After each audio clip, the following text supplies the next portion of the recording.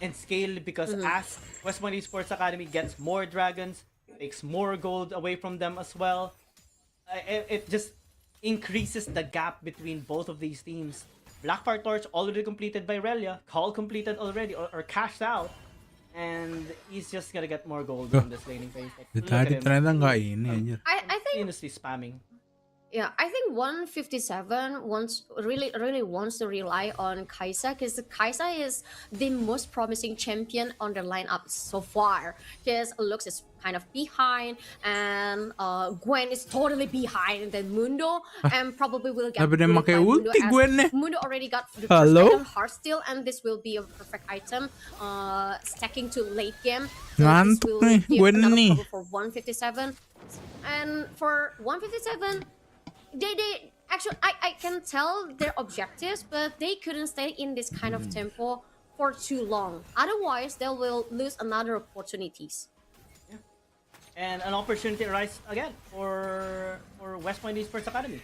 Dredge line though by Bang as the chain of corruption was the response here by Polio as they trying to take down Bang. The damage from that piercing and just really pierced. Lagi nggak ada wave itu, kenapa lu masuk tadi Nautilus?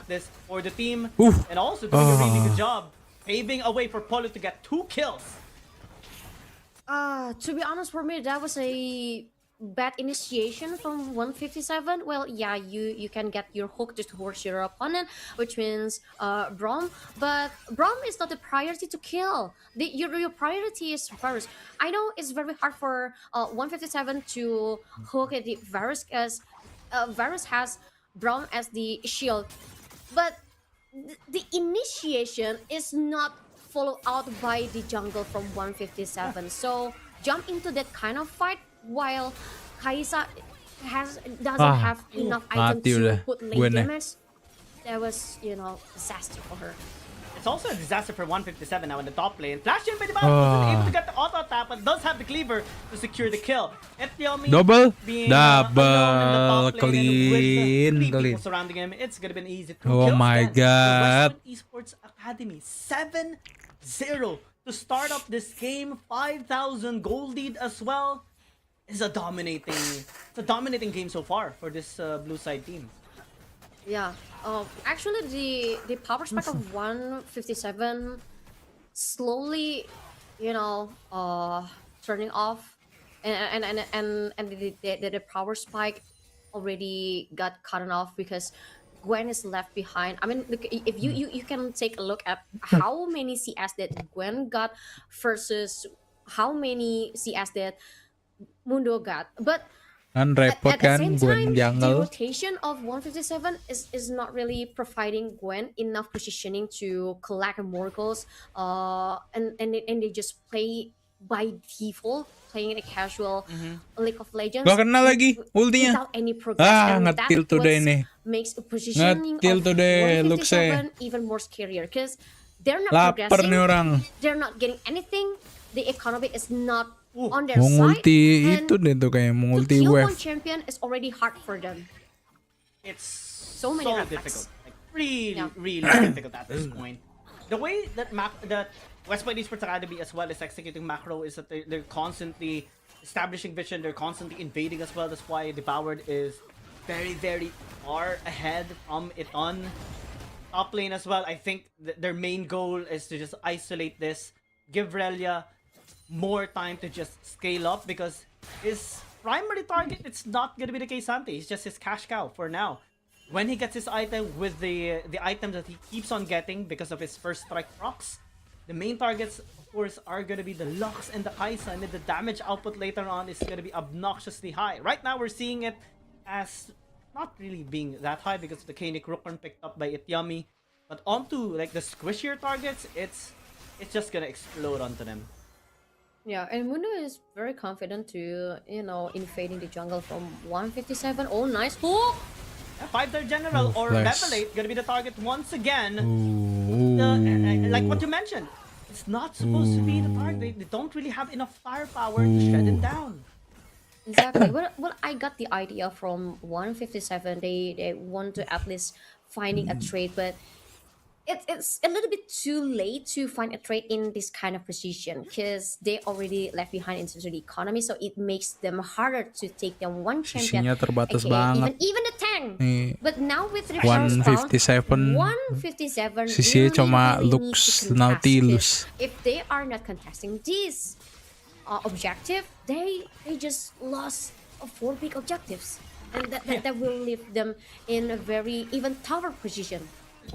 Yeah, the only item of it on so far is a Dozen Dawn, which is like a mini, another iteration of the Lich Bane. It's kind of helpful so far, but with only that and Devoured already on the way towards Spirit Visage, that's so much damage negation already. 157, like you mentioned, they can only really rely on the Kaisa being ahead in terms of CS, not being ahead though in terms of gold, especially with the 2 kills that Polio did secure in the bot lane a while ago. But at least it gives them a little bit of late game insurance. I think we can conclude that in the early game, yeah, West Point Esports Academy, they are stronger right now, especially in this kind of situation, 16 minutes in with all the gold that they have secured so far. But in the late game, there will be chances for 157. They just need to keep mitigating the amount of gold lead that West Point Esports has been acquiring. If they manage to retain it at like 6,000, maybe they have a chance. But if it gets ballooned to like 10,000, 12,000 gold, it's gonna get harder and might even be impossible to come back from. Yeah, with 5k gold diff, it's already very hard for 157 to engage with 4. I couldn't imagine if they suffer more than that. And now the third dragon is already up. Mundo already, positioning, set up the dragon, even start the dragon, and 157 still not progressing. Not to mention Nautilus already got his HP decreased by the players of WPE Academy. No contest once again. Three Yeah. dragons, Wah, kacau. Yep. one Rift Herald, void drops completely taken by WPE. The only Oh my positive thing though for 157 is that out of all the dragons that can be secured as soul, it's a cloud dragon. So it's the least threatening dragon soul, I guess, compared to like having an infernal dragon, an ocean dragon, even a mountain dragon or a Chemtech, right? Having like cloud dragon is a smaller buff compared to the other dragon stacks. Yeah, but in this kind of situation, 157 definitely need to deny every single fight that WPE take towards them. But as Rift Herald already spawned, the first dress destroyed from 157, and 157 still can't do anything.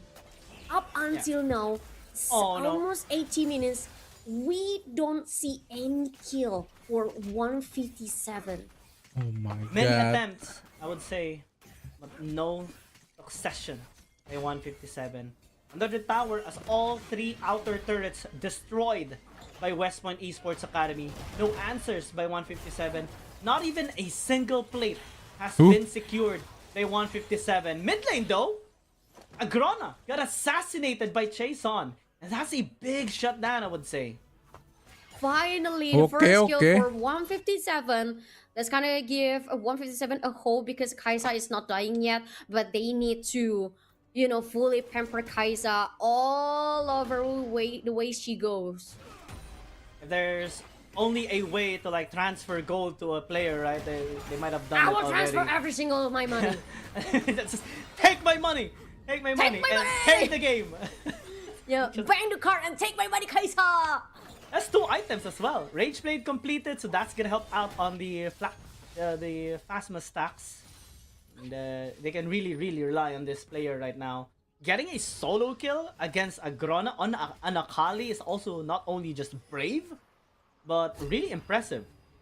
Oh, Well, what's it? we Locket didn't was see used the by- full. We didn't see the full clip between the fight of Akali and Kaisa, but I'm pretty sure it was like a greedy movement from Chirp. But now at the middle lane, something big probably happened. I think it was unsealed spellbook. I think Revelate just changed the summoner to an ignite. Why he used the barrier a while ago. It wasn't the locket. Just caught me off guard, hearing the sound without a fight. But at the same time, 157 need to be aware with the land pressure WPE. Pace yang lambat, pace yang because lambat. 157 actually already lost the first lane of their turrets, and now Baron Nation is already up. Speaking of the lack of economies, lack of powers from 157, and they only flank. funnel to Kaisa. They couldn't get Kaisa taken down at this point. Because if Kaisa's die now, Baron Nation will be over for WP Academy. Oh my god, that was scary because Kaisa still survived. Yep, one auto attack would have procced the concussive blow and then he would have been dead. Because he used the cleanse a little early as well. But it was preemptively used, especially with the threat of the Glacial Fissure. Agrona just zoning away the members here of 157. I don't like this, I don't like this. As the final spark also was expended, half HP on this Akali. Teleport Oh incoming my here god, by Akali. Infiyomi. Oh The my Noxus god, gets Akali blown clean. off by the damage here of West Point Esports Academy. They might have a chance though. Chaseon gonna be in the mix as the Chain of Turnamen gets thrown onto him as well. Killer Instinct gonna be used and was able to take down the Baron. What? There might be a chance. 157 relocating themselves. 2 for 3 so far. West Point Esports Academy did win. They have a ward, some vision onto Itiyomi's location, but they just used it to disengage. That was a good deny from 157 towards the WPE. I mean, it was also good for WPE to, Agak greedy tuh, push padahal back kalinya Kaisa udah first, because mantep they know aja. the real threat from 157 actually the Kaisa, and Kaisa needs a longer time to give a backup towards her friend. But actually, the presence of Kaisa itself already give a big warning towards the WPE. 157 actually find a way how to fight back, but they still lacking a lot of things. So preventing WPE to secure Baron Nation is one of the best things that they could do. Oh, shoulder rack Later nih, shoulder on, rack. it's not just gonna be the Kaisa that is going to be a problem. The Gwen can scale massively into the late game as well, and Devoured knows that. That's why he keeps on really investing time, resources to try and delay his scaling right now. 157. Pancing Feeling a naman little more yun. comfortable into the fight, especially with Chaseon's performance a while ago. But take note, he doesn't have the killer instinct just yet. Doesn't have cleanse, doesn't have flash. He's in a very vulnerable position, and now he's gonna be targeted with a perfect execution, and the circle dropped onto him. Early shutdown onto the Kaisas Nautilus siya ka now. ng West Point Esports pa-flanking, Academy are anjir. just collapsing onto 157 one by one.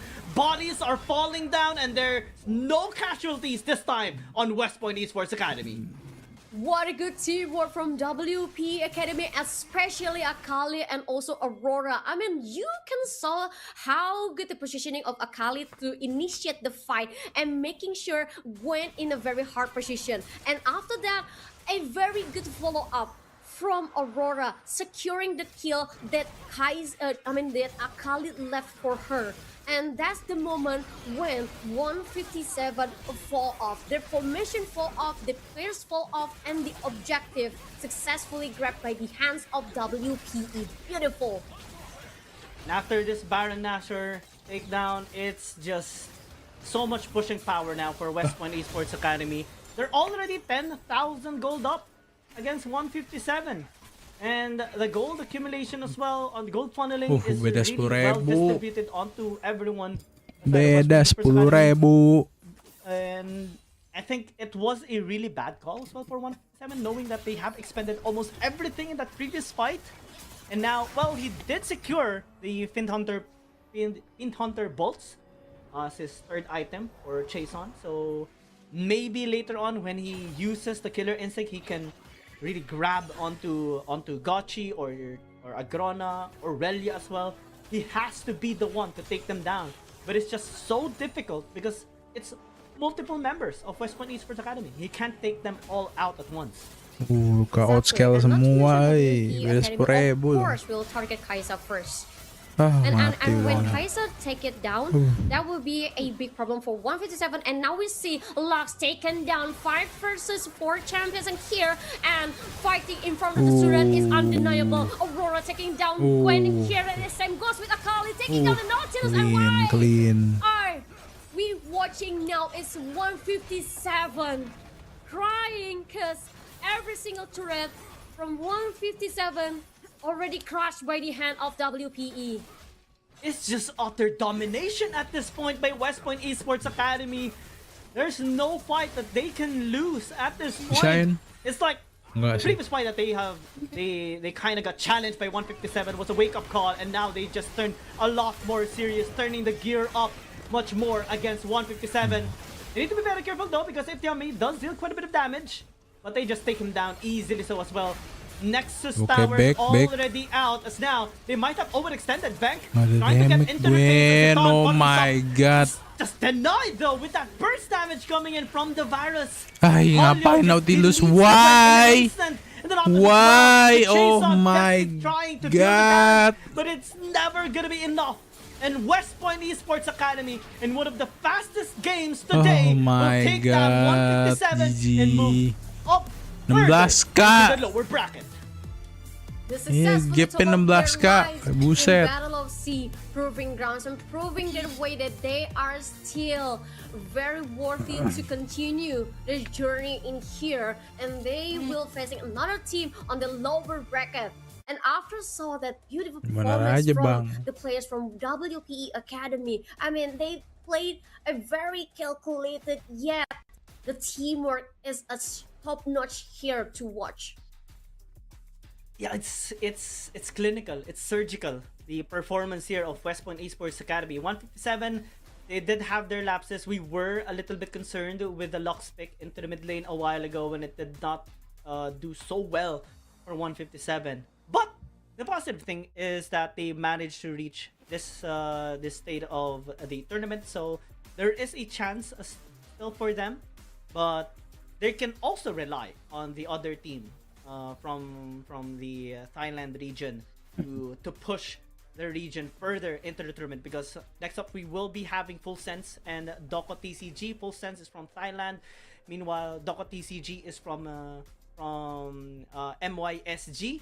So it's something that we can be looking forward later on as well. Another thing we can look forward is West Point Esports Academy going up against Team FF. Or going up against Team Kankwai. KK. Because Yeah. KK Kan did lose kuai, against kan Team FF, kuai. and West Point Esports Udah Academy nih, will next be their jangan matchup. ngepick jam-jam hook-hook And lah. we already sending one team out from Battle of Sea, and we will look forward to the next match, but we will take a break for a while, so make sure you're still with us until we're back.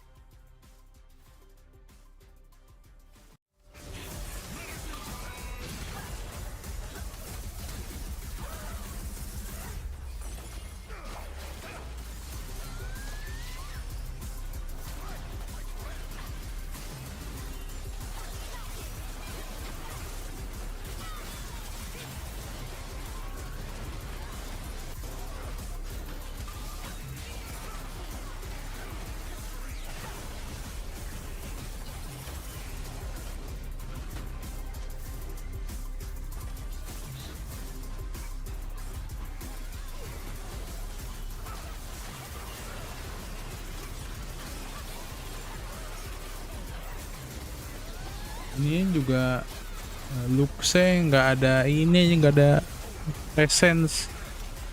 Luxe kan mobility-nya ini banget aja. Apa Luxe?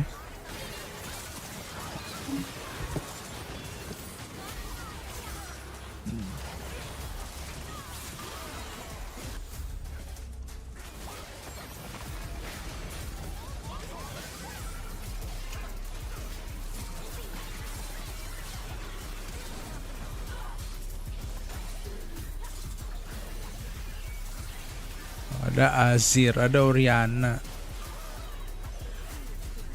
Azir ya bisa di counter sih sama kali, cuma Oriana oke.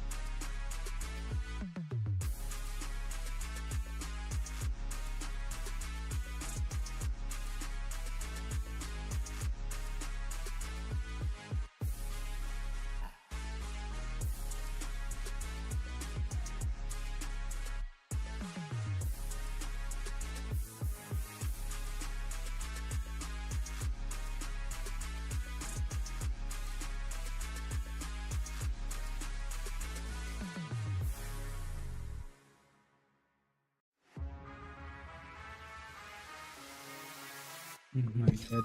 GGG.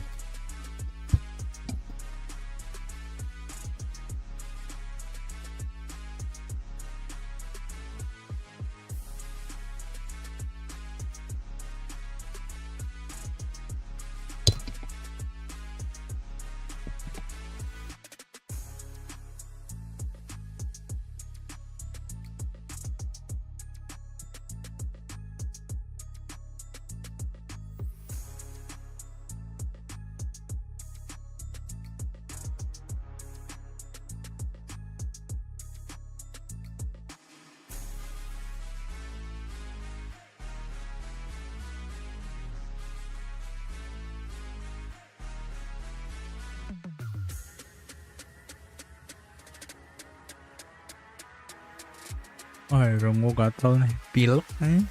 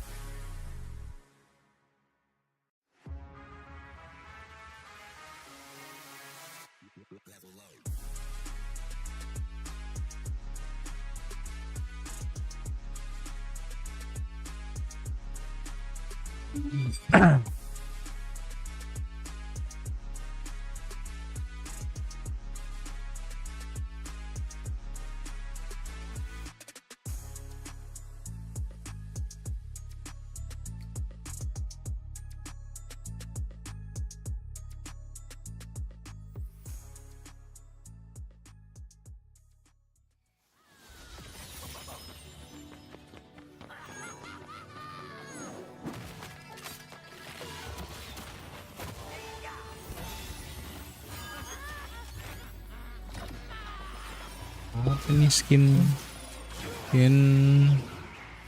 Chinese New Year.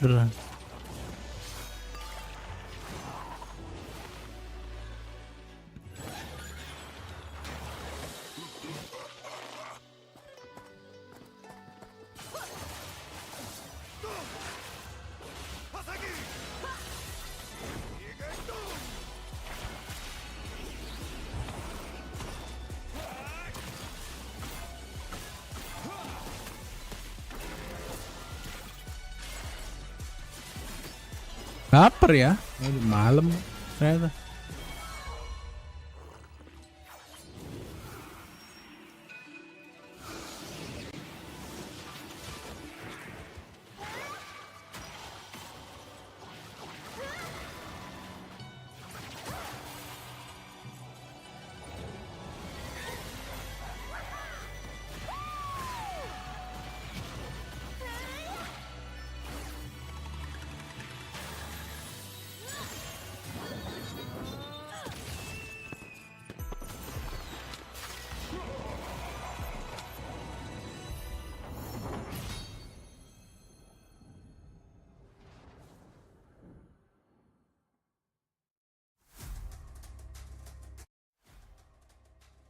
Welcome back again to every single summoners in the live stream to Battle of Sea Proving Grounds with me, Abigail and Giang as your caster, and we will continue to the next game. It is going to be the match of Full Sense versus Doko TCG. Full Sense is from Thailand, meanwhile Doko TCG is from MYSG region, and they have very similar scores actually. Full Sense did secure a 6-1 score so far, so they they got into the lower bracket a little bit later than Doko TCG because they have a 7-1 score and they kind of had to grind through the lower bracket in order to reach this part of the tournament right now. Full Sense did lose to Theory Charm, which is one of the teams from the upper bracket a while ago. And Doko TCG, they did lose against Kan Kwai, which is Team KK. So really well-established names were their opponents and were the ones who took them down. So I think we have really good expectations for Full Sense, as Full Sense is also a well-established team as well that does participate in international tournaments. I love the uniformity as well from their photos. I like it. Their jerseys. I think they're the only one who has this. Do they? Yeah, I think so. Yeah. Not sure if West Point Esports does have this as well, but this one is, except for Shiro, he kind of has like a more of a casual vibe on his background, but the rest does have the photo shoot vibe. It does have like medals. Probably, I think shells or something similar with that. And one thing that I love the most with Thailand teams, especially from established esports team, they always wear the same type of pants. I mean the Thailand pants. I always mention that as Thailand pants. Watermelon. Right? Like the batik pants that they always wear. The one that you can find at the local markets. That has 11 drawings with batik. Exactly. I love that. And they always wear that as the uniform. And for Doko TCG as one of the representatives from MYSG, I think we Apa yang bakal di-ban lagi MYSG kira-kira? representative. I mean, probably the most rich 8 Leblang lagi kah? the most regions that secured positions in top 8 is MYSG. Hindi, tadi Leblang di-ban. 4 out of 8. 4 out of 8 actually is from MYSG. 2 of which is from 3 of which is from Thailand and 1 from the Philippines. That's how good MYSG is in the performance to Battle of S.E.A. And now we're gonna be seeing them battling against Full Sense. It should be an interesting match for sure, with Full Sense, a full stacked roster as well. I do like the name of some of the members here of Doko TCG. Samsung Charger. I love creative names, like a Doko. I think Doko TCG stands for Doko as a juggler from Doko TCG, and Dior. That's a very luxury name. Watermelon 123. Zoe di ban. Watermelon 123 is for like kind of giving me a when you downloaded some games, they actually put you a random generative names, right? So Watermelon 123 seems like that. It seems like that. Watermelon 123. So we have a name, a food name. We have an item name. Maybe if I were to have, and I want you to think of one as well. If I were to have like a name, a different name for my IGN, maybe it would be for food. I think it would be like beef wonton noodles. Nara Lulu open. Rice Nocturne. Ramen. Rice I love Pantheon. noodles. I love ramen. I love noodles. But I kind of sad to see Zoe being banned by Doko TCG. Actually, I really want to see the matchup between Zoe and also Israel. Because why? Because they have special voice lines, and we all know. I thought because of the Zoe. ship. No. That's also the harus point. lagi. But the thing is Israel, both Israel and also Zoe and Lust, the triangle love in here, they have a special voice line towards each other. Yeah. Wukong. We did see Lux a while ago as well, so it would have been nice to see like a Zoe and Ezreal. Wukong. Maybe throughout the day we would see. Maybe Sin. Probably. So But far, and up until now we haven't seen Garen. Yeah, no Garen yet. No Garen. I mean Garen's so good pick, No right? spin to win. Good standard pick that provides spin to win. It's the most Crumble. complicated champion to use Win in the open. game. Most difficult. You have to be mechanically gifted to press your R when someone is low in HP. harder than Yumi. Harder than Yumi, I would say. Atrox stop. All right, which one is much more chill to use, Garen or Yumi? I think it's still Garen. I think it's still Garen. No one tops Garen. So Garen. Yeah. And take a look at the ban and pick session between Full Sense and Doko TCG. We finally able to see a unique combination here. I often to say this is a O combination because you have Varus that provides AoE skill, and also you have Wukong that has a Cyclone that provides a circle-like AoE skill. But Galio. now they are strengthened their lineup with Atrox, which will give them a solid semi-tank fighter that will be very helpful in terms of team fight. I think Orianna is gonna be a good pick here for Doko TCG, not gonna lie. With Wukong, Aatrox, Ben, Oriana, present already on the side of the first 3 picks of Doko TCG. Azir okay, Even Azir. Varus has a Chain of Corruption for the additional layering of CC. The But Full Wukong. Sense, I think in terms of damage, they are really, really in it. Crowd control wise, they don't really have that much. At most, they can only rely so far with the first 3 picks on the slow of the Rumble, the kick from the Lee Sin, and the snare from the Rise. Not much really to control this very aggressive composition of Doko TCG. Yeah, I agree with that. So Full Sense probably will play a little bit more aggressive because they have reason. So Lee Sin only needs someone who can help him to set up the skirmish or ganking.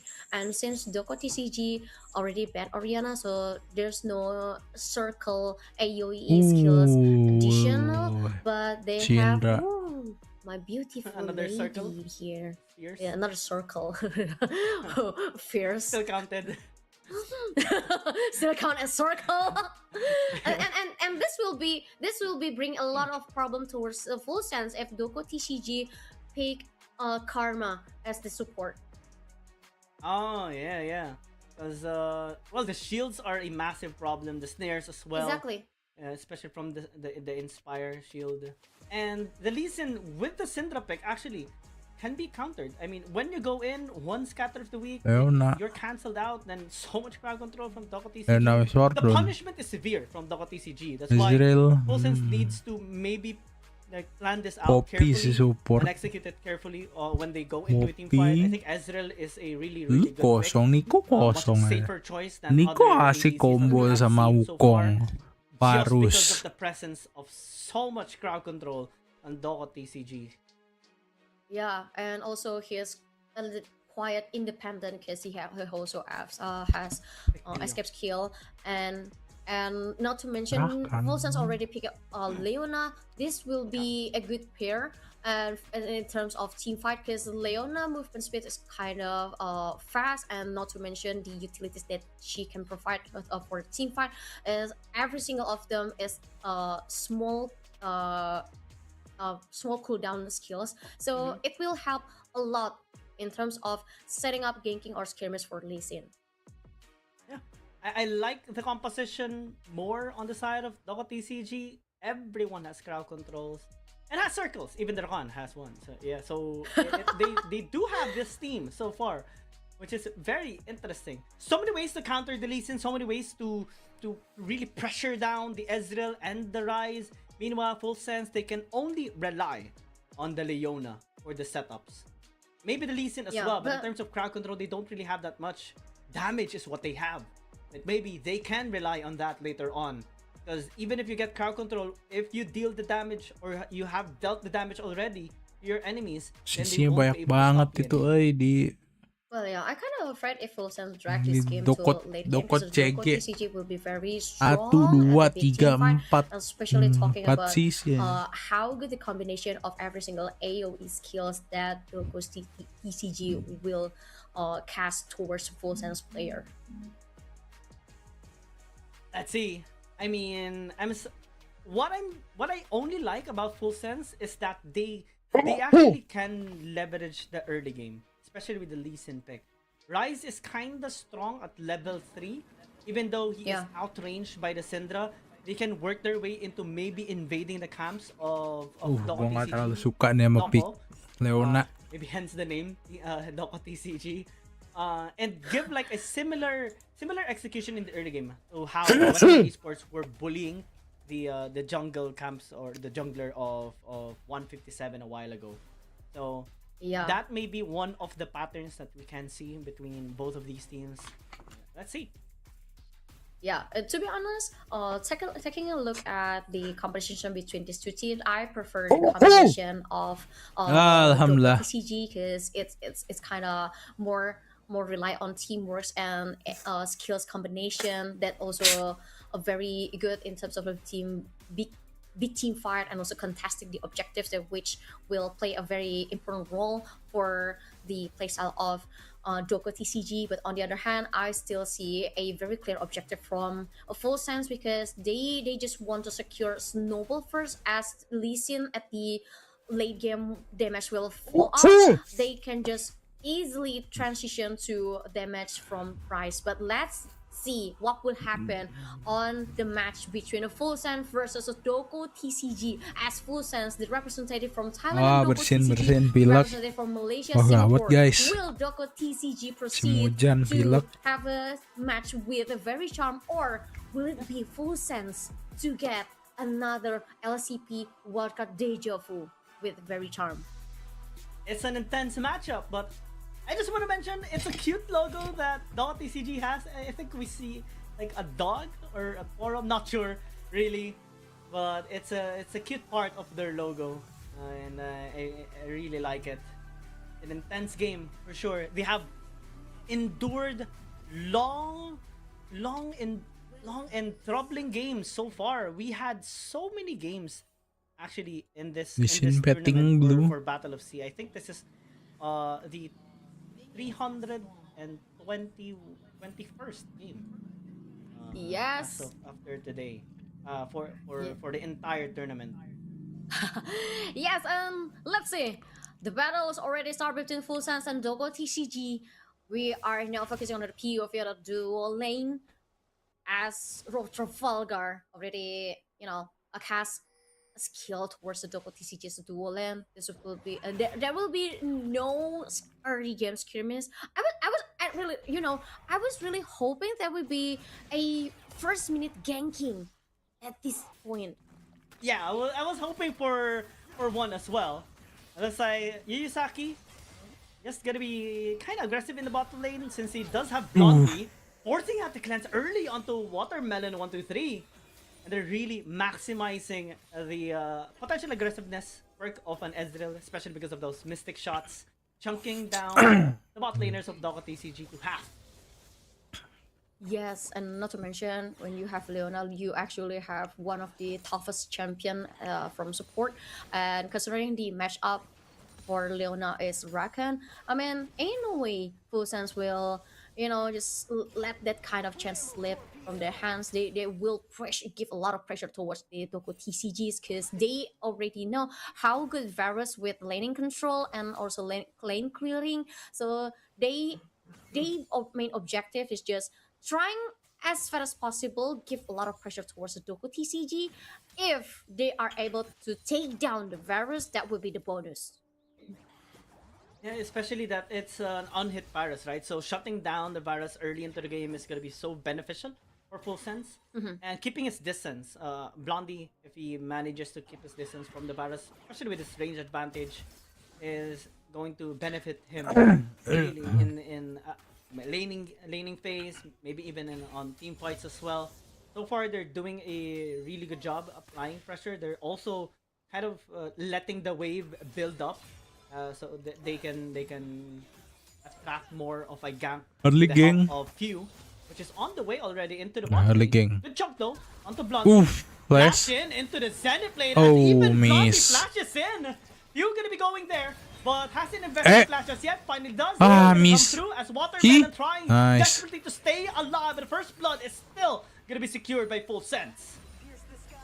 Even though it's kind of hard for Full Sense and it requires a lot of time to take down one champion from Doko TCG, they are finally Oops. successfully. But Shiro, on the other hand, become the trade. Trade, di As trade. Doko Nice. successfully secured one kill as well, so it's gonna be even for both parties. Really nice maneuver there by Doko because he knows his attack speed isn't really Yes. fast enough after the time elapsed with his dash. So he backed off a little shortly, then flashed in auto and then another Q that was enough to take down Shiro. Yeah, and not to mention that Shiro already kind of mispositioned, so it's kind of easier for Doko TCG to take his life. It's a good trade so far. Yeah, We see yeah, a much good trade. more active game, I would say, compared to some of the games that we have seen over the course of the night, where we see more farming and then fight starting on objective spawn. This time we see a really proactive Ooh. move by both sides. Itu Yeah, tadi. I mean, you have Leona and you have Listen, and it's very easy for Full Sense to set up a skirmish like this, and not to mention, they can just switch bodies to, blocking the damage around the turrets, and they did really good job in here, as well as Doko TCG who seek a, fast trade after they saw the forest being taken down. Now though, full sense, invading, scatter of the week gonna be used already Oh. by Dawning, but I think he Ooh. got a little too overzealous. Flash in with Nice. up attack as Double. Itali did secure Ah. the kill. You will not proceed anymore to Doko. They're just gonna be respecting the Wukong. And the bot What lane, Yuyusaki still Deh, trying ribut to lagi stay di bawah. alive. The damage is gonna be enough coming in from Watermelon, and they might even secure a double Oh kill my even with the God. barrier. And this time, Doko TCG bounces back. With mid lane though, Banyak another kali kill for full sense. pertempuran nih pada What perang. a chaos early game from both parties, but I can tell the Full Sense was a little bit greedy on the duo lane kill, because actually you can't forget that Rakan can heal Varus, and I really love the way how they work on this kind of skill, providing heals and shields towards Varus in the very right moment to turn the table towards the Full Sense. And because of the overt aggression, right, of Blondie and Yuyusaki, they kinda messed up in the bot lane.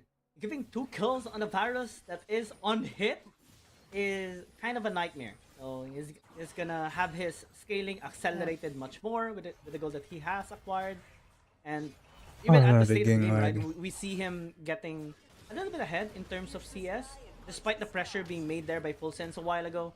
Was able to catch up, get those kills. Now has boots as well and vampiric scepter. So his sustain in the lane is gonna be much better as well with the lifesteal. Harus on Exactly. hit, And one mau thing that I bikin love the bot most rock from dia. Doko TCG is how reactive they Ah, are miss. to, Oh, to begitu answer what ultinya kind of Rumble. situation that Full Sense put towards them. Oh But- my wow, God, clean. What a damage and see what that? a kill! Yes! Oh, di that smite move, creepnya but clean. He Clean captured lisinnya Sonic ini dia one casted trick lisin smite pas on the ini. minion, and then just fully committed on that. Oh, it's just really impressive. Yeah, that was impressive. There was some And minion that blocking. happened so quick. So good. Oh my So god. good. I like that. I like that. That was beautiful. That was beautiful. Full Sense. And back to the duo lane. I think we can expect more team fights towards these two duos, but Gimana sih Wukong? Doko is already, set up positioning for taking the first dragon as it is the Inferno dragon. But for Doko TCG, they need to be aware with the power spike of Listen at the early game. Yeah, 3-0 in 1 is kind of scary on a Lee Sin. So, Dawning, Watermelon, even the Lee Sin na bikin Eclipse duluan. Gue suka nih Lee Sin tarung. Bursted out by the Lee Sin that has just picked up the Eclipse. Nakoda was on the way onto the bot side, just forced out the Arcane Shift from Blondie. It's just gonna be fine. Full Sense is still ahead by about 1,000 gold. Doko TCG, we will start this Infernal Drake. Gatel banget hidung nak. And looks like no contestation from Full Sense. Or at least they will just try to equalize the Objective objective trade. score by Yeah. taking the grubbies. Yes, the objective trades from both parties. I mean, this is the best options that Full Sense can do at this point. But if you take a look at how the tempo of this game bring on, Full Sense and Doko TCG, both of them actually really are keen to find a moment to skirmish. But Doko TCG is a little bit more reactive to what Full Sense do, because they actually want to scale a little bit, because they still have Atrox and Wukong that needs to be set up. But the duel between Atrox and Lee Sin, not a Wah, duel, nggak kena lagi Rumble. giving a backup towards Ultinya. Syndra. It's a little bit late, and this will be a nail in the coffin for Doko TCG as Lee Sin kicking Syndra's ass. Yeah, Samsung Charger tried to. Sorry, I can't help laughing when I hear that name. But the Aatrox tried Kicking to the head. prevent few from getting the red buff. Aduh, Rakan. Blondie though might be in a bad nice. spot, getting charmed there by Diorn, and looks like he just overstepped his boundaries, trying to get a kill onto the Varus. Yeah, very Full Sense duel and still kind of greedy, but Doko TCG, you can't Whoa. leave for well 130 like that. Wait. Just Leona Flash, will push Ki. forward with Lee Sin on Aduh. his back. Aduh, Now udah ambil Lee aja Sin Rakannya, Rakan. is trying to find a way Hit. to secure two Nice. kills at the same time. Ah, Take greedy. down Rakan, but Leona is the life that will Ult. be a trade for. Oh, Whoa! he got hit. Let's go. He got info already from Donning, spotting it out, but I think he was already busy shopping. And that's too bad for Doko TCG, and a good shot by Blondie. Yes, It was a bit of a messy fight in the bot lane, I would say. I would say that too. Kondisinya Very messy, 6-0. that's a very reasonable movement from Full Sense, to be honest, because to leave World Melon 130 in a very alone in dual lane is not something that you will do. Ah, This dia. wouldn't happen if Terus ya Rakan udah tuh tadi doesn't leave her, mundur. doesn't leave him. And right now, Full Sense still stepping on the gas pedal, making sure they apply pressure towards Doko TCG. And we see them rotating towards top side, helping out Shiro. Mid lane, while Donning is pushing the wave after seeing the Rise rotate. The wave is still gonna get caught here by Itay. So things are still good for Full Sense. 2,000 gold lead so far in 11 minutes of the game. Recall gonna get cancelled here onto Watermelon. He's just minding his own business, and then he just wanted to recall, man. Come on. Yeah, but Full Sense couldn't deny the threat potential from Doko TCG. I mean, I always mention Nggak jadi that balik lagi Doko harusnya. TCG are very reactive towards the in terms of trade from Full Sense. So this will leave the game in terms of team fight still everyone's game, but Doko TCG still have a lot of potential at the late game. Looks like there is gonna be another visit in top lane, similar to how they secured the 1-for-1 trade a while ago at the start of the game. This time it's gonna be Samsung Charger getting the kill. Gonna be very helpful on his scaling. Meanwhile, as a realm warp dapat ensues, udah. Hit. good catch onto Donning, Nice. follow up by Few, and a takedown as he is now godlike with 7-0 on his score. 7-0 anjir. Someone need to stop this blind man. I mean, Lee Sin already reached his power spike, and considering below 15 minutes to have Lee Sin this fat, this will create a lot of situation for Full Sense to do a lot of things like ganking and skirmish, and not to mention he is powerful in team fights and especially big objectives.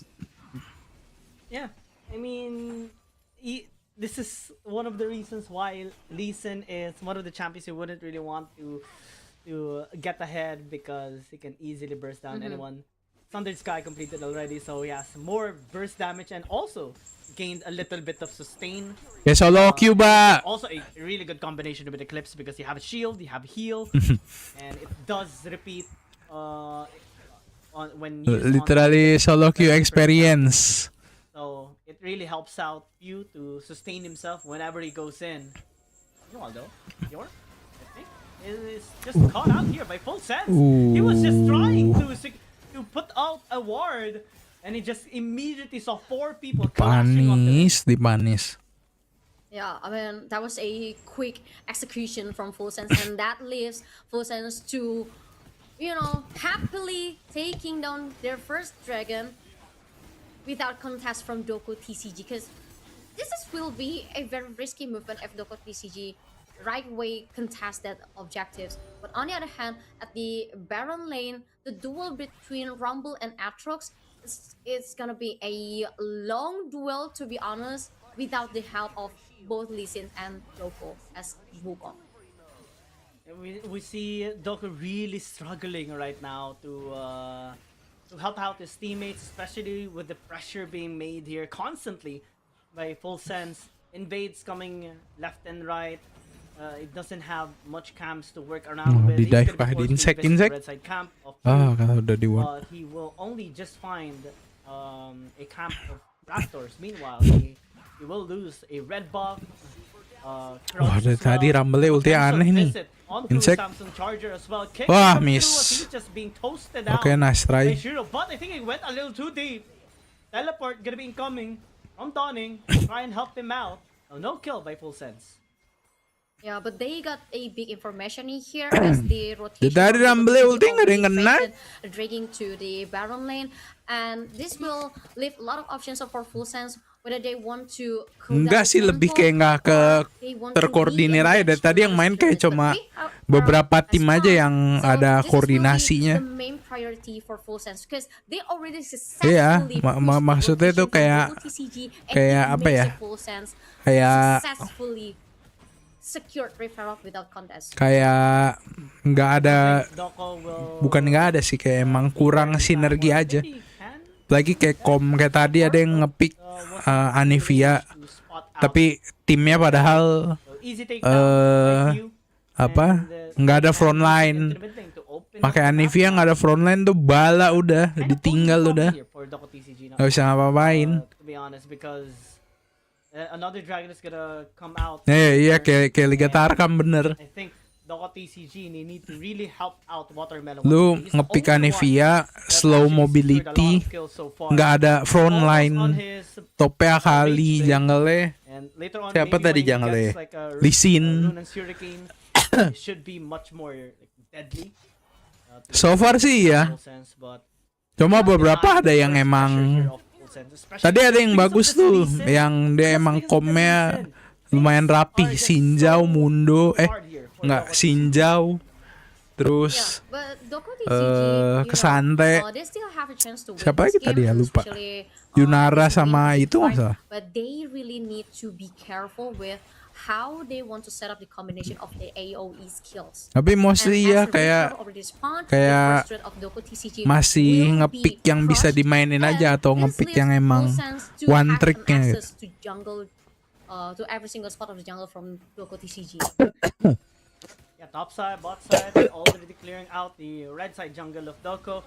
Potential round number 2, but it's not gonna be 2 versus 1 this time. There's also the Leona visiting. He is craving for kayak ini nih. Udah jelas ngepick Leona, dia ngepick Akan. The dodge by Samsung Charger, just dashed in or dashed out of the true shot barrage. Ke counter pick kan. Small details. Yeah. It kind of counts sometimes. Yeah, but flash in though onto Dawning. Quick maneuver by Dior with a quickness. Brakannya nanggung, harusnya lari aja ke belakang tadi tuh ke Leona, lanjut ke Rumble terus swag ke atas kabur.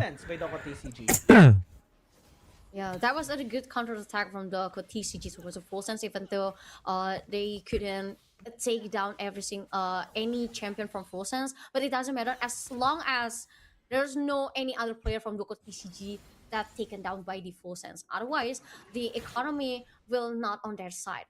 And so that's just a good defense. Lebih kayak ke ini juga sih, kayak gue ngelihat belum ada yang bener-bener main meta gitu.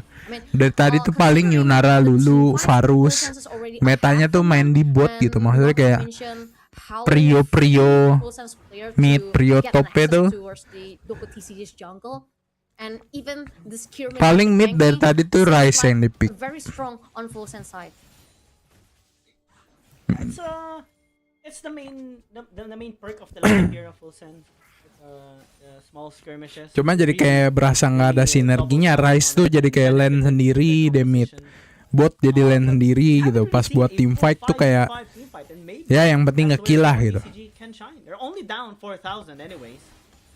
So it's very possible. Rise Pantheon padahal asik, Rise Nocturne asik. Buat global ult side lane.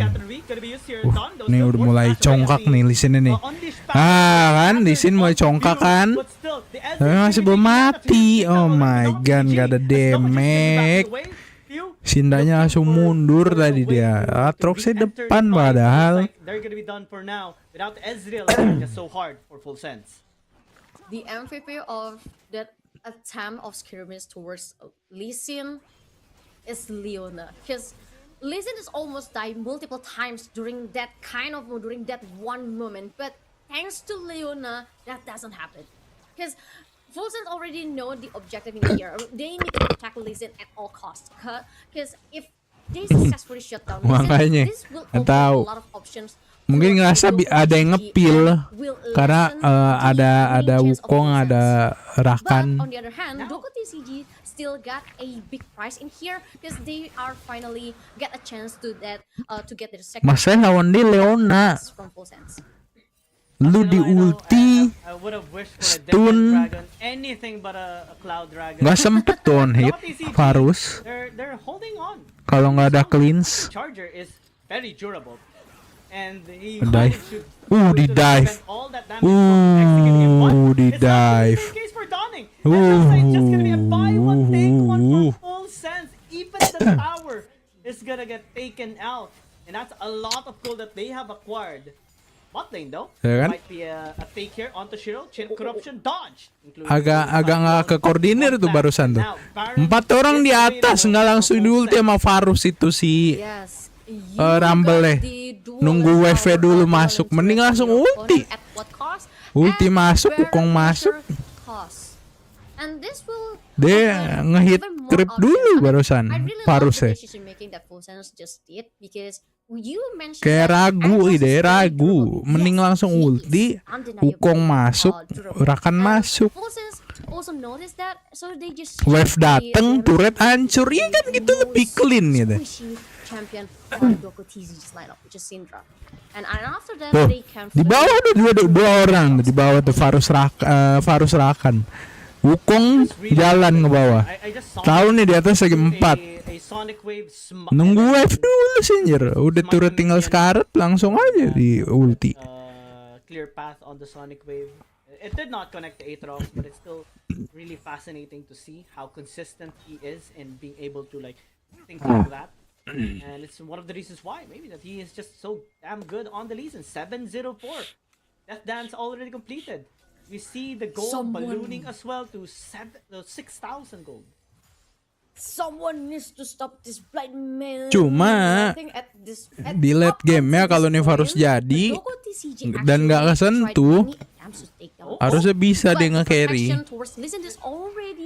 Fully loaded, but I think we'll finally see Lee Sin shot on probably Trisha Bros connected to several champions from Doko TCG, but doesn't prevent Lee Sin to be shut down.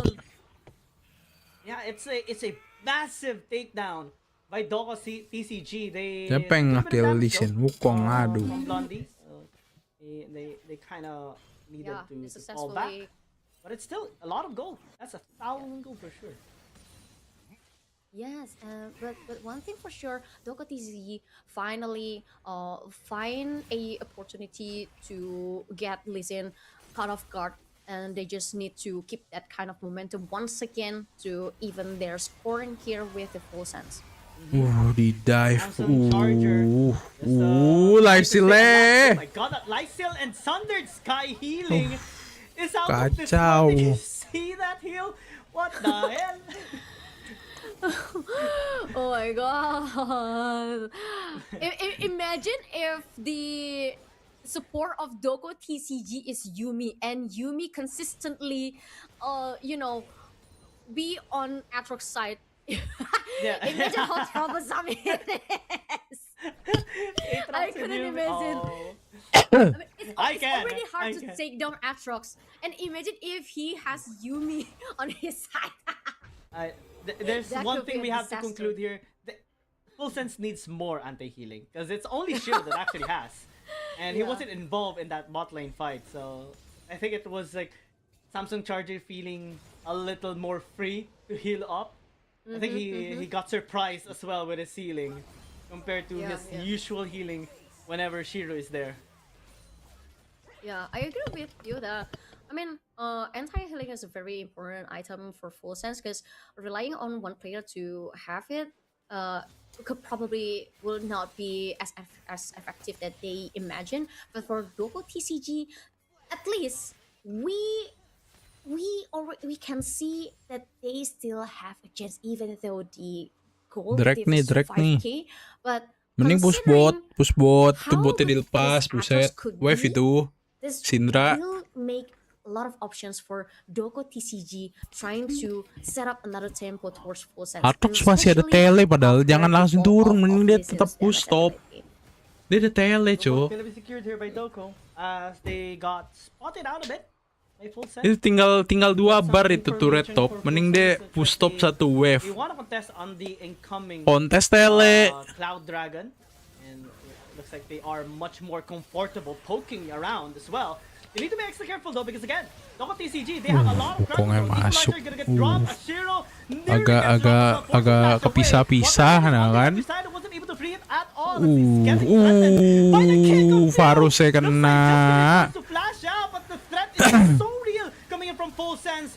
Samsung Charge doing a really good job of rapih sustaining himself, but banget. again with Full Sense. Lee Sinnya clean, Lee Sinnya clean. Members of Doko TCG with a triple kill from Pew. The Dragon's gonna be theirs as well, and they only traded out their support. Wukong masuk sendiri nggak ada ini, nggak ada Oh my God, sinerginya what a good tadi. play from you of Full Sense. I mean, Doko TCG already did a very good job at initiating the war. They Replay, successfully, Riot, replay. Put the chain of corruption towards Rumble, so it makes a Full Sense in a very Man. awkward position. But look at the positioning of Rice and as well as Leona. They know what they need to do, and when Rumble successfully got a space after Lee Sin striking back towards the players of Doko TCG. Tuh, nggak ada yang nembakin. Varusnya di sebelah, ngapain tuh Varus tuh?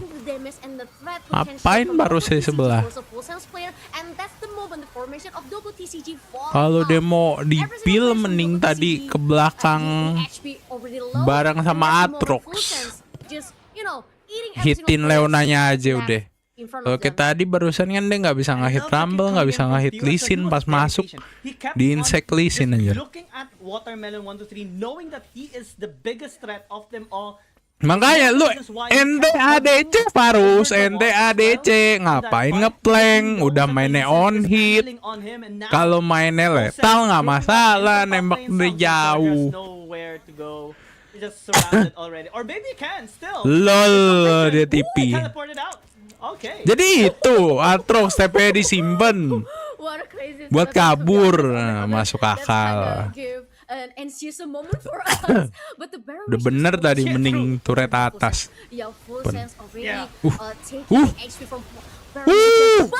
Di steal. Oh my god.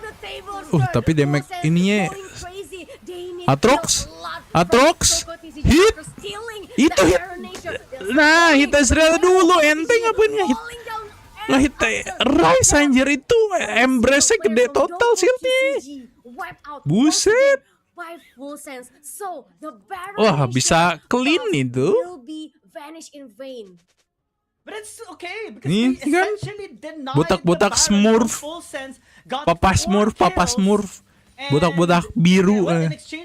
Kan sakit aja udah scaling. I think it would have been just better if Doko TCG was able to shut down Itai as well, because he has 700 bounty under its name as well. But that was just Steal nih. so cool coming in from Donning. Look at him with the scatter Atrox of the week Atrox was ngehit. enough.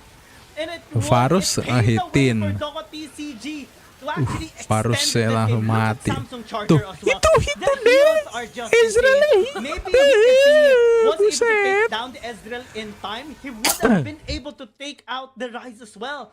But he changed target knowing Gitu that the dia, Ezreal dua kept botak on yang satu biru attacking him. mukanya. And it paved the way for Itai to actually shut him down. Yang satu buta ya. Yeah, but I also Mati udah. love Ah, kan? the sense, Dia nggak ada trying to mobility, shift the Syndra kayak advantage gitu. towards the players of the Dor, TCG, udah kan. preventing them to back to their base. Because they They're mad. actually know if they miss that opportunity, the table will be turned. Yeah. They also got their revenge onto Donning. Screw you for stealing our Baron a while ago. They just took him out and just walked away casually. It was just a target. I don't know why. That's the only storyline I can think of. Bye. Berasa nggak ini nih, Bye, Varus on hit nih. I mean, full sense. Nggak bisa ngapa-ngapain kan, damage-nya udah scaling gede semua, parah. Showed us today in this very best of one series game. Terus dia But bikin itu Doko dulu, TCG anjir, apa itu? still, you know, has Apa? something. Lupa gua tadi, item armor. I really appreciate that they are still Lupa lah itu. fighting up until Nah, ini nggak to the bikin last of their terminus dulu, last anjir. slot in here. Makin gak ada damage kan kayak gini Varusnya. And it's I think this is one of the most active games that we have seen for today.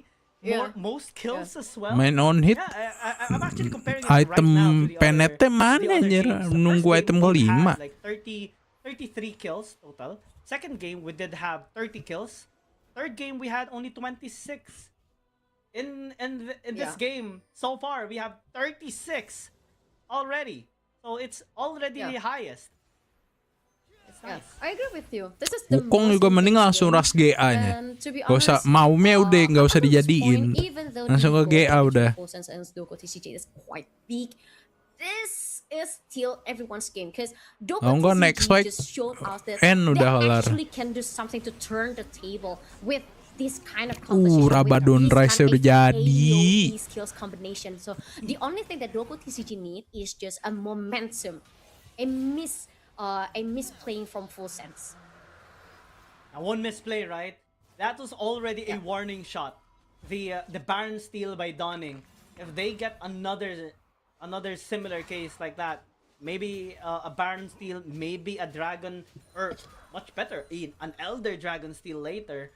If ever we reach the worst state of the game, then it's just gonna give a 180-degree turn on this game. So far they have been behind, but still fighting back. Gua ngerti Jackso buat biar dia lebih tebel, tapi udah terlalu ke upscale, ke outscale gitu. Prioritasnya harusnya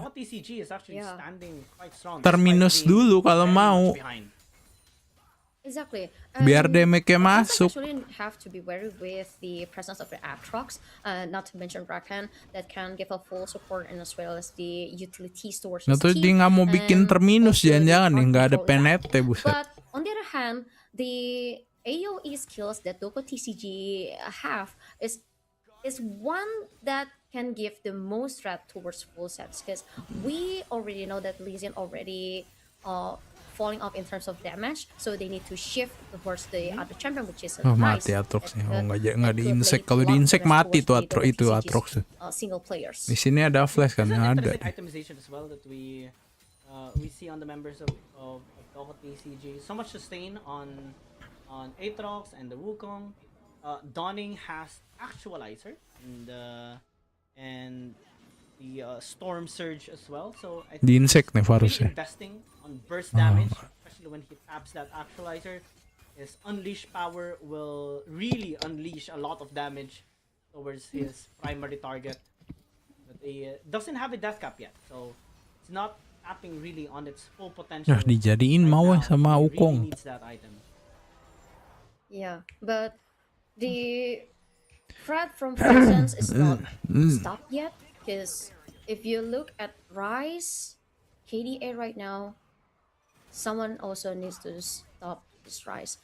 At early game until the middle game, someone needs to stop the Lee Sin, but now the damage potential and the threat potential is already shifted to Rise because we already entered the late game. So the potential of Rise is already rising, and Doko TCG need to be aware with the positioning of Rise. That Sakit always will banget be itu berdua protected doang by anjir.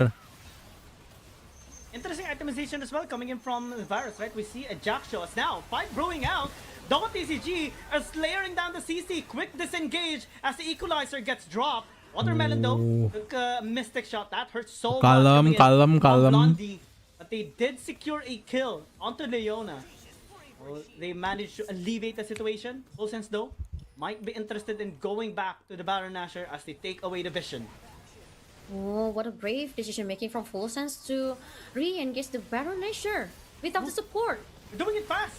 They're doing it really fast. Forcing out Scatter Ring this time. It's not gonna get the steal. Apain They're tuh still flash? gonna be pursuing into the fight. Syndranya flash anjir. Will use the stasis to Huh? buy a little bit of time and space, but they need to disengage. Where Realm Warp is available and looks like they are interested in using it as well. They're gonna cancel it as Dior tries to cancel them, and it's not gonna be enough. They even went to get the kill onto Dior and was able to bounce away. What a perfect teleport Oh. from Rise to save his friends, Oh. and now we're engaging Lisin clean. Lanjut gak sih? Lanjut gak sih Insek? Ah, udah kan?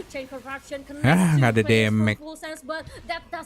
Kan? Delay the death of Varus from Doko TCG. Man, things just got Itu dia udah out ngehit of berapa hand. kali aja. Doko Israel TCG, darahnya masih seperempat deh. it's a disaster so far, especially after the Baron Baru phase jadi down. tuh terminus. They lost their Rakan. They weren't able to get any more kills aside from Yuyusaki, and then they got caught out by few, securing another triple kill under his belt. Ada Dewa Giga. 10 is his Halo score. Dewa. He has been involved in 23 kills out of the 27 they have. Yeah, I mean, this is the moment where the crazy part is going to happen. The teleport is ready, bringing every single person from Full Sense back and safe. And Ya lumayan they Min, are asik ngeliat still komen tuh kayak yang aneh-aneh. And Kapan I lagi start gua ngeliat questioning Syndra anjir? why Doko Biasanya gua kalau di LCK tunggu Showmaker main baru ngeliat Syndra. Selain Showmaker nggak ada yang pakai Syndra tuh. It's a question that is yet to be Tadi aja answered. Showmaker main pakai Malzahar anjir. But we know the answer that Full Sense is giving towards them, and that is severe punishment towards their overextension and lack of reset. And to think that Itai actually still unkillable in this game. 8-0 and 13. He has been positioning himself really effectively in team fights, dishing the damage out effectively as well, while maintaining distance towards the Masanya di kom kayak begini kenapa harus Syndra gitu? Ada side lane-nya ada si botak biru nih. Bisa ini push lane mana aja global ut. Lisin keluar masuk gampang. They have to resist the pressure, but looks like the damage is Inseknya so much. 2. Equalizer is locked so significantly so. Itai though got jumped Ulti down. Rumble-nya agak meh. Much Tapi higher on the side of Full Sense. oke lah. Blondie being able to pre-hit, sustain not gonna be enough here for Clean. Emang nih botak wantrik pasti deh nih. Si botak dari gua hantu. Nothing. And Full Sense will secure the ace and potentially the game as well.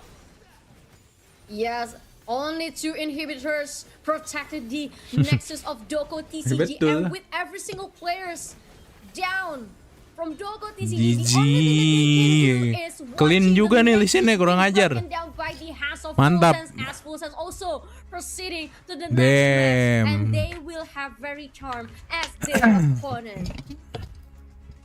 It's a Tadi tim mana really yang performance kelihatan that, dari semua nih yang we kelihatan saw paling from rapih? Full Sense, Lupa the gua, ntar gua demonstration of cek. prowess, especially in closing out the games. I think it's one of the most entertaining game though that we have seen so far. I really like. I really enjoyed watching. Triple S ingat gua paling rapih Because, dia main we tuh. see a lot of back and forth action as well.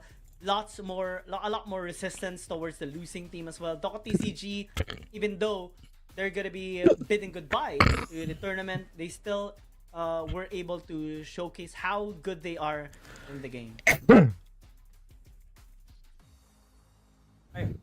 Gap sih kayaknya kalau individual nggak terlalu sih. Cuma koordinasinya benar-benar ke gap banget. Jauh banget kayak tadi yang gue bilang, kayak 4 orang di atas, di bawah masih bengong gitu, nggak trade punish gitu.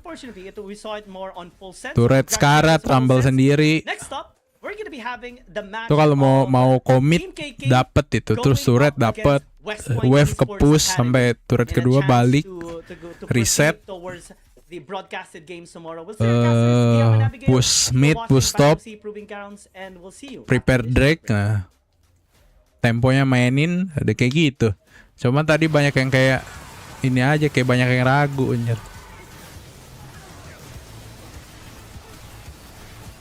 Di sini juga nih Wukong masuk tapi mencar, Aatrox di belakang, tadi Varusnya di samping.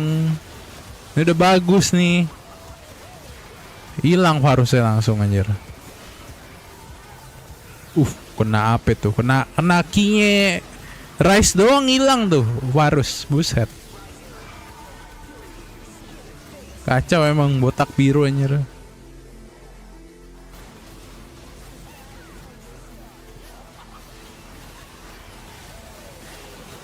Udah kelar ini game terakhir. Sisanya besok.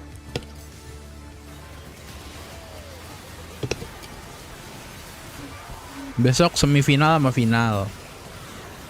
Minggu depan baru event sama ini komunitas sama influencer juga. Minggu depan tuh ada Mayhem kayaknya. Lupa gua.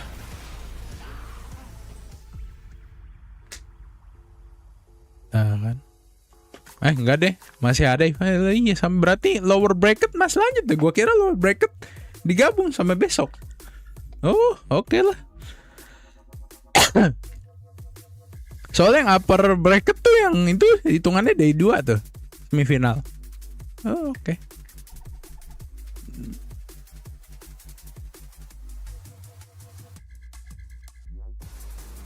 Nih WPR juga rapih nih mainnya nih. WPR.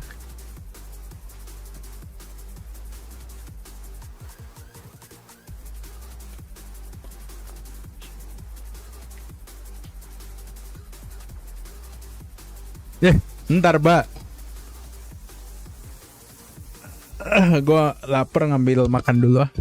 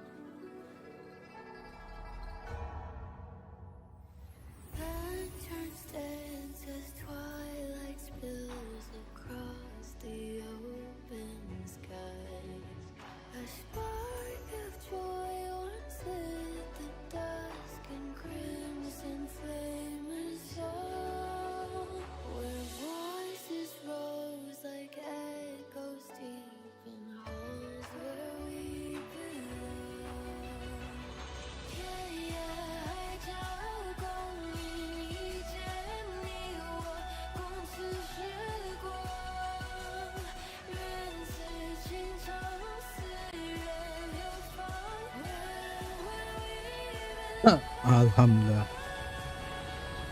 Damn. Baru diangetin nasinya. Lapar.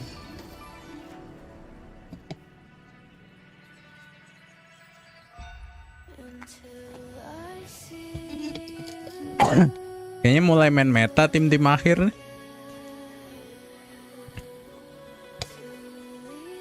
Varus Yunara pasti prioritas. Rice Meat prioritas deh, tadi sih prioritasnya itu ya. Rice, Varus, Yunara.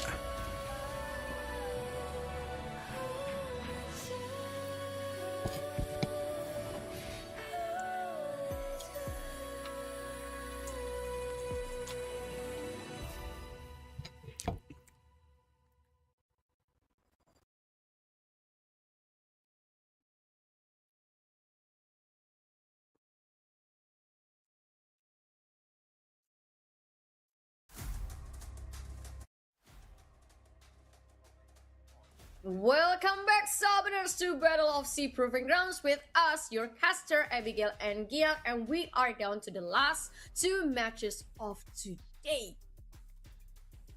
We have, first off, we will have the match of Team KK versus West Point Esports Academy. Next up, we should have Fiery Charm versus Full Sense. So, two of the last games to determine our top 4 in the tournament for the final matches for tomorrow. And I'm really excited because we've seen how good these players are. A while ago we did see as well how strong the winning teams are so far. For Team KK, this will be their last time to redeem themselves. They have been dominating the entire tournament for the past few days that we've been since February 11, and now we're gonna see them battle against West Point Esports Academy, which did have one of the most dominating games in today's matches. They had, their score was, I believe, 23-3 against 157, and to think that if they can materialize that kind of performance in their matchup right now, then it might be the same result. But we cannot deny the fact that Team KK did stand a really good chance against Team FF a while ago. They're still a really strong team, and I think this time they're much more prepped. They're much more hyped as well, and they would do anything to not have themselves thrown out of the tournament.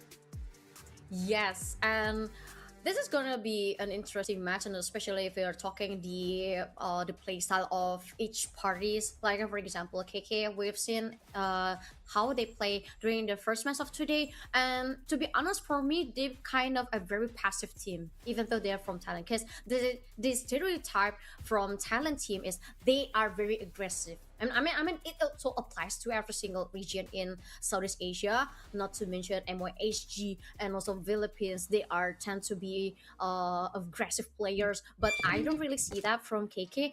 And probably this is the time for Team KK to expose how aggressive they are, or probably this is gonna be a statement that not every single team from Thailand is as aggressive other players. Itu dia. Because West Point Esports Academy, they're really now opening up the banning phase with some focus onto mid lane and jungle as well. Looks like West Point Esports Academy. Lee Sin di ban. Habis nontonin kayaknya anjir. Pada nggak mau ketemu one trick Lee Sin. KK did spot it out quickly. This is one of the first games that we're gonna be seeing Dr. Mundo denied onto Devoured. Yunara, Varus berarti, Varus open. He usually tends to use the same champion until it is like answered already or respected. Yunara though, gonna be respected by West Point Esports Academy. It's one of the champions that we did see on Akihiko a while ago. Yeah, both parties just drop a respect band towards each other, so I'm down to see. Harusnya di ban juga, lemau. Caitlyn. First pick.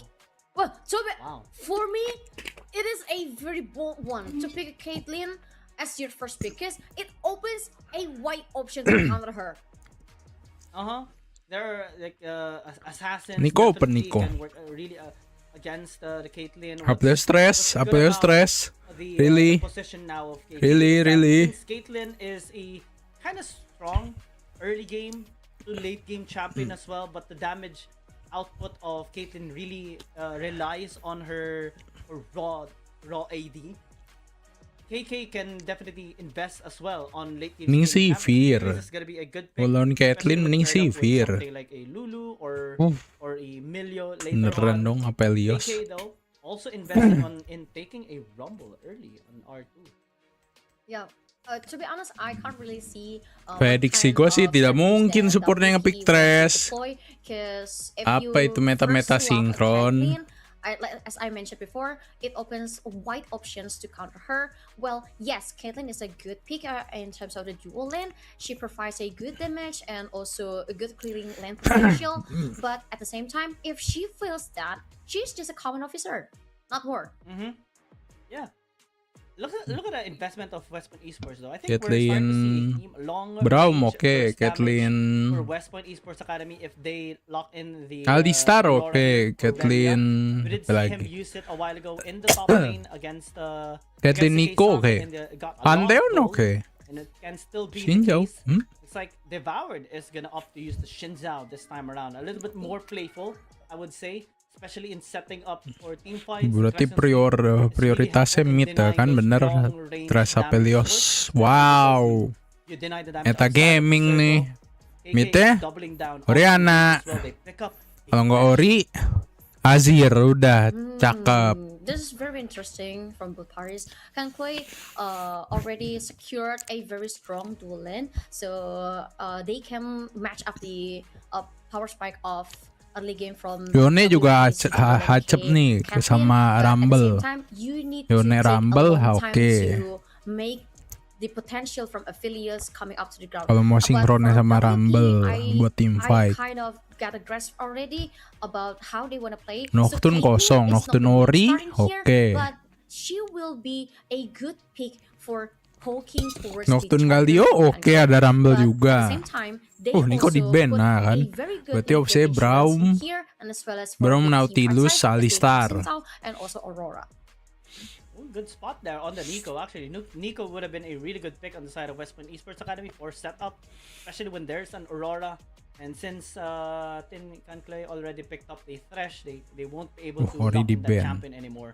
So many respect bans. Even if Oriana or Hex Ahri, Azir. taken out and Gue agak nggak terlalu suka Ahri sih di kom. ban a while ago to Ini. Grona's camp pool. Galio Nocturne oke, Galio Maybe, Nocturne. maybe Syndra as an okay option here for Team KK. Yeah. Yone Team oke. KK, they're still lacking tank champion. So a weak side Baron lane could be an Jarvan. option for Canclay. Galio But berarti. Jarvan pick? Jarvan Galio. For me, Jarvan isn't a bad idea. Jarvan Galio. Even though he's not as tanky as that I expect, but the Cataclysm combination with the box will Wah udah kalau provide Jarvan Galio an absolute cinema. annoying position for WPE. Yeah, especially if they pick up something like an Azir, maybe maybe a Talia as well. I think it really would work well in the composition here of Team KK. Revelate though, hovering one of his signature champions in the Philippines, Bard, because he's one of the more talented players in using Bard in the PH region. This would give a lot of setup potential here for West Point Esports Academy, especially with the Tempered Fate. Long range. Tapi frontline-nya nggak ada kalau ente pakai Bard. Jangan Jace dong, nggak ada frontline. Frontline-nya nggak ada. Especially with the Jace picked up already. So there's 3 champions that has really good poke. It's a Caitlyn, it's the Aurora, it's the Jace. Tapi tim pokingin lumayan anjir nih. Ada Aurora, ada Caitlyn, Jace. Scary members of Team KK, and once they see them in low Mel. HP, that's when they call the shots. That's when we see the Shinzao going in. That's when we see the Ini yang bikin gua kaget. in for the setup of the rest of the members of West Point Esports Academy. But the Mel will have its debut for this broadcast tournament as well. it's a good pick to actually even counter some of the projectiles here of West Point Esports Academy. At least some raw DPS, some executing power, and lots of really ways to disrupt team fights. Yes, Lu kalau nice pakai pick Mel from cuma buat Kantoy, karena actually, nge-counter for musuhnya picking rank Mel semua. as their last pick is, well, with Iya, Mel udah WPE di nerf. actually has lots of Gue-nya projectiles literally type cuma champion, buat projectil. and also it requires a good setup for WPE, to be honest with you. Well, they Ya, already di got ini a, kebetulan strong Aurora, side of bottom Caitlyn, lane, Jizz, but on the Bard other hand, this bisa will di-deflect leave semua. WPE down to other option, Cuma whether nge-pick they want Mel cuma to karena itu kayak focus on Jace lane or sayang Aurora aja tuh lane. And udah for ada Kantoy side, they actually came up Jarvan with a aja, lot of Jarvan fixes nambel. here. Even though Aphelios is sort of like the late game Isurus for Kantoy, Kalau mau but combo if asik. pampered enough by Kantoy, Pakai this will be a nightmare too for WP. Nyone asik, Galio asik. Yeah, it's an explosive lineup on both sides, and you know what they say, when you have an explosive lineup, things can really go downhill as well with that. Not much front lines for West Point.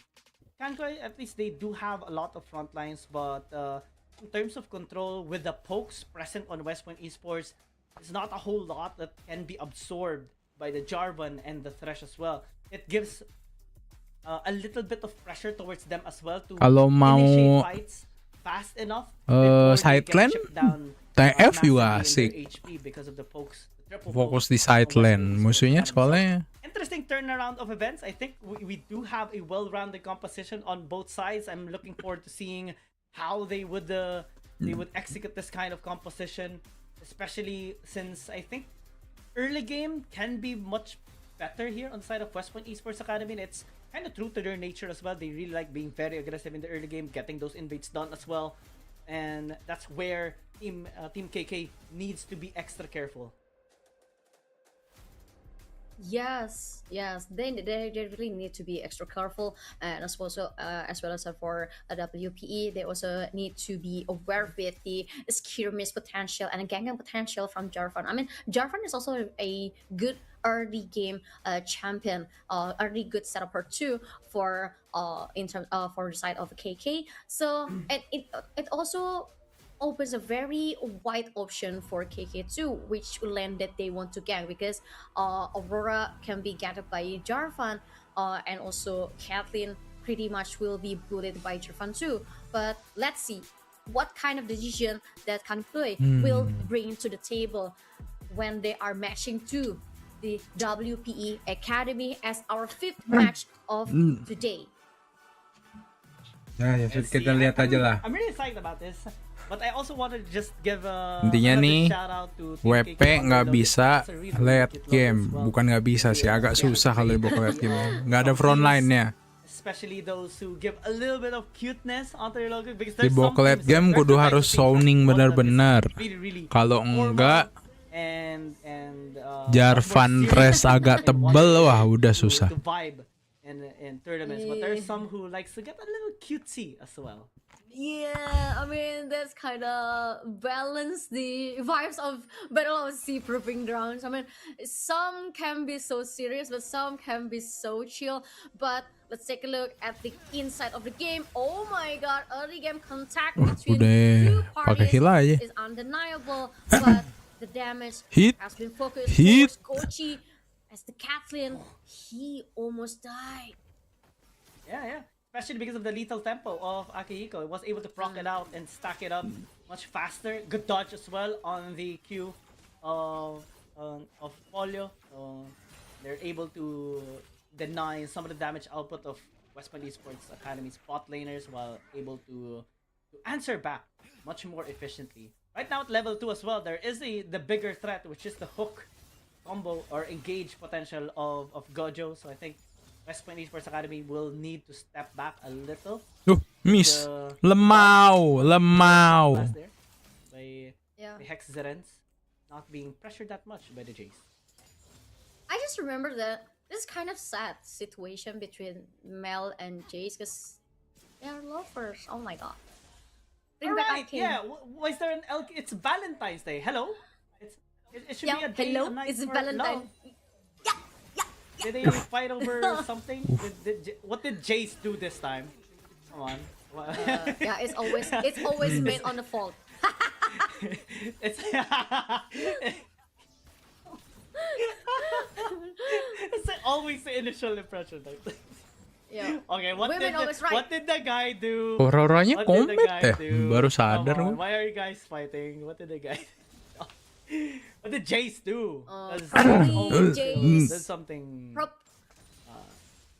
I can give a brief explanation. Probably Jace just doesn't notice that Mel just changed her hair, probably. Yeah. Or maybe Jace forget to tell Mel Happy Valentine, darling. Or Jace probably forget to bring flowers for Mel. Well, a lot of things. Yeah, But it must be Jace's fault. yeah. Jace was spending too much time with Victor. and Mel got a little jealous.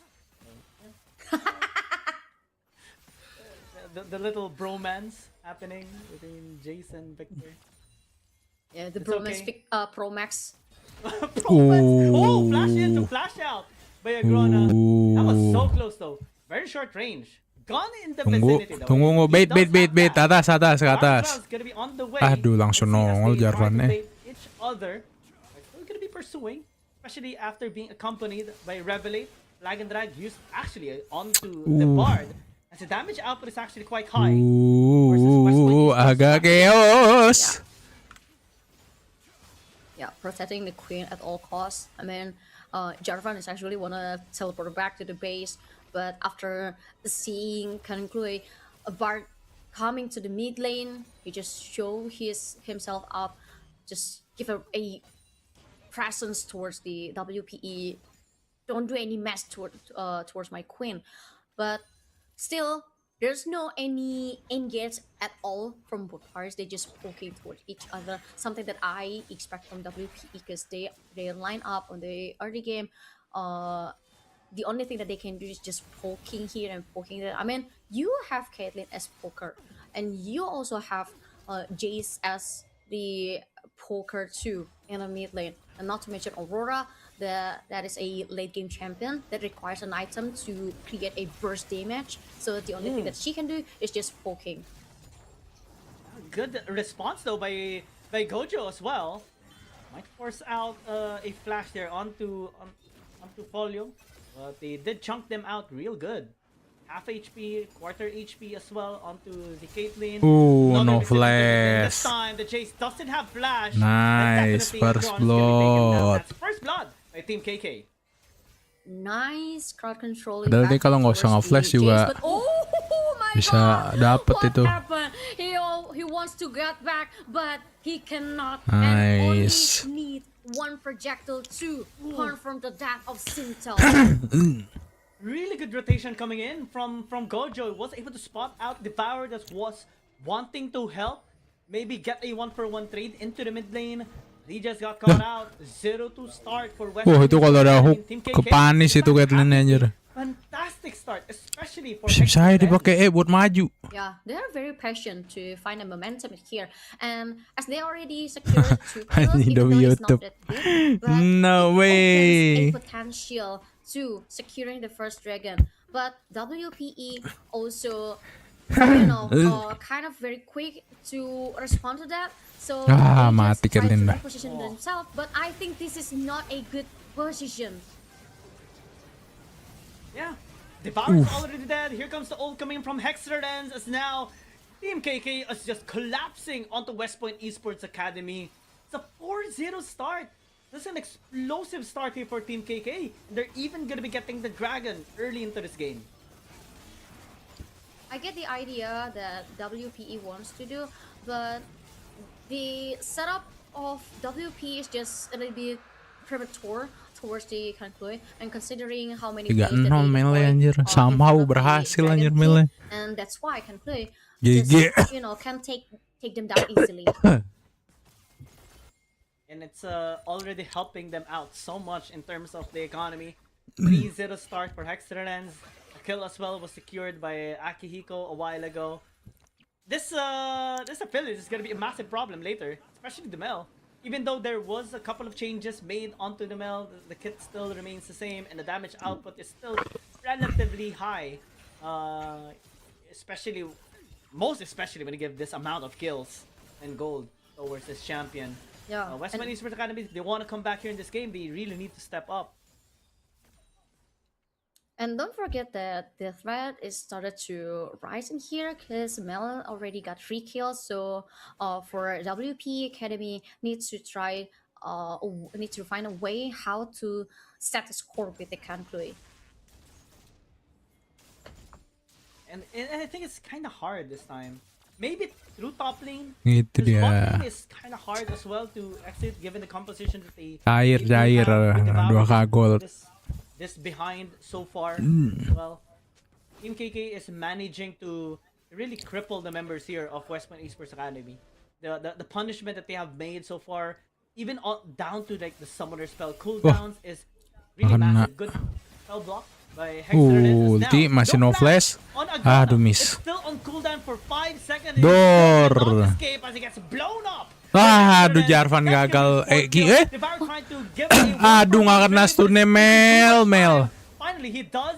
And he does step back a little bit. Mati. But a flash in by Hexer forces another flash to at least disengage for Devoured.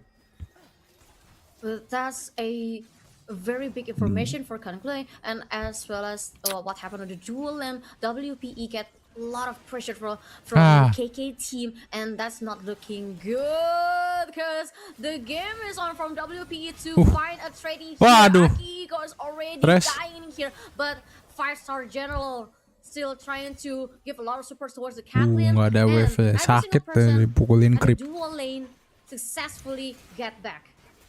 Yeah, it was a good tempered fate coming in from the Bard. However, the biggest problem there in that situation for Westman Esports Academy is that the Caitlyn doesn't have mana. So he couldn't really do the full combo on the Caitlyn.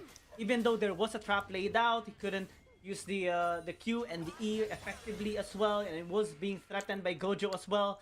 And it's just a really nice retaliation by Team KK. You Yes. see a little bit of a CS lead as well by Akihiko, 20 CS lead. So that's actually quite high in the laning phase. Westman Esports, they are so far losing 2 lanes. The only lane that is kind of fine so far is top lane. Exactly, but they also successfully grabbed the void drops, all of the void drops, because they successfully take down the Jarvan, so it kind of slowed down the tempo from Team KK, which provides a good situation for WPE. But now KK probably will try to set up another ganking because the rotation for this kind of players is kind of suspicious. It is.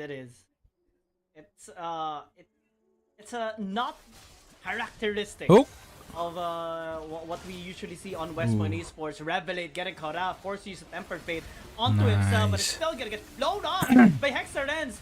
Oh. Good follow-up though coming in from Westman Esports Academy as the ult from the Caitlyn gets blocked by Okay. Gon and just completely denies any sort of revenge from Westman Esports. Nice body block, and it gives Team KK a lot of profits. They took down the support, they drag a Caitlyn, so it makes affiliates from Team KK even more comfortable to secure Top lagi another asik nih. set of Lagi WPE's in santai. minion. And he's also able to harass the turret of WPE's dual lane. So every single loss that WPE's got so far, they need to lessen that, because if this is happening until middle of the game, I can't see any good things that will happen from WPE, because it will be very hard for them to bounce back into the game. Scaling is definitely much better theoretically on the side of Team KK, especially with the Mel, the Aphelios, the Rumble, and their front lines as well. It's gonna get sturdier. Devour trying to pressure down Gon, maybe to force out a flash, but so far not being really felt by the members here of Team KK. Excellence doing a really good job as well, shoving back. West Point Esports is completely being overpowered here in this early game so far. Yeah, but the goal difference is not that big, so still everyone's game. But in terms of macro decision making and macro execution, Team KK is one step ahead from Nah, kan? WPE. So for Miss. WPE, even though they have Bubar. lessened the gap between Destun, economy, but ulti. they are still lacking in terms of fighting power. But Oh mechanicism my just denied the God. scenes out, but the box is open, slowing down the players from WPE, and finally, Team Auroranya. WPE secured Aduh, the miss. first takedown, aka the first shutdown from Team KK. Aphelios taking down, but at the same teleport time, diff. Gojo as a support from KK. Takedown 2 by the hands of the WPE. Really good maneuver coming from Devoured, knowing that his crescent sweep is can deny damage, especially when the enemies are out of range. He wasn't even melee. disengaged as well. The Melee Excellence greedy. was not really present, and a shutdown comes through as well. Even though Agrana died, it's okay. He cashed out a lot of gold towards that fight, and look at the gold difference now. The 2,000 gold lead a while ago present on Team KK is completely gone. Let's check out this replay once again to just see how good the execution was on West Point Esports. Devoured was supposed to die. The ult came through, but it didn't materialize because of his ult, and Relia just positioned so magnificently in that fight. Was almost able to take down Gon as well. If he didn't sidestep away. It was a really good job by Gon, but the damage has been done, and West Point Esports Academy is back. Yes, they are so back. And to be honest, that was a very good fight start from Team KK. But the Bard play in here from WPE is become the game changer at that very momentum. And that also opens a situation where WPE finally turned the table back and put the pressure towards the Team KK. They even secured the dragon. Yeah. They secured the dragon. I believe they secured grubs as well. So it's a massive turnaround. Because the presence of Devoured earlier when he went into the mid lane affected the members of Team KK as well. They were supposed to take dragon, but they collapsed into mid lane to help out Hexer Lens. And because the result of that fight didn't really turn out in their favor, they lost access to the dragon as well, in which West Point Esports Academy happily took the objective away. Yeah. And WPE, after get that one momentum, they can finally rest a little bit, but they also need to be aware with the potential of Mel as the person they just shut down, because Mel actually kind of fat in here, and WPE also need to think a way how to stop her. Nah kan itu asik ngeliatnya Rumble ngerti, WV aja di ulti. Good lantern by Gojo to try and help out Akihiko, as now Gon gonna be on the way as well. Gojo can still use a hook. Nggak jadi di dive kan, nggak ada wave. They just walk off, and West Point Esports gets to live another day. Yeah, referral spawn, and I think this will be a free referral for WPE as a Jarvan from Team KK busy invading the jungle of WPE. No one contests this referral, and this will open makronya a rapih good nih. momentum for WPE as they take down one Ya, lumayan lah. opens access to Team KK's jungle. They can put a lot of options to team fight or gank. Dive bot. Good flash out. Waduh, nggak kena but ulti. still gonna get hit by the Cataclysm. Dodgy though, or Polo still staying alive.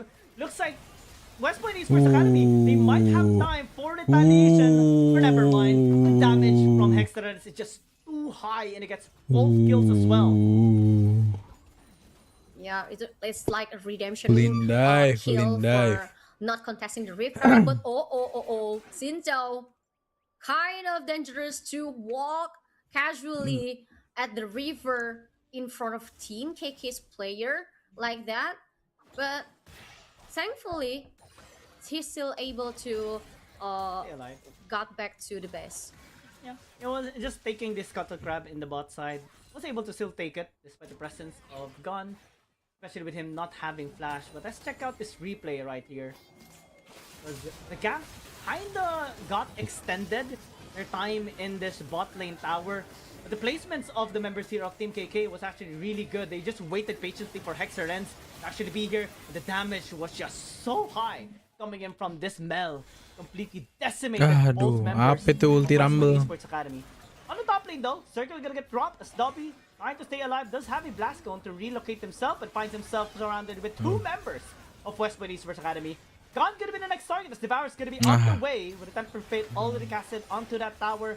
Looks like they're not gonna be interested in chasing him down anymore. Yeah, to be honest, that's a good counter attack from WP after what did Team KK do towards the WPE's dual lane. Oh My meledak. god, look at that! Meledak. Burst damage! But on the mid lane, probably we will see more, but successfully denied by the Thresh. But Bart saying no, he will start to engage back again. Flash. And now you Flash in. got Aurora dash in and killing Aphelios, as well as taking the second turret from Team KK.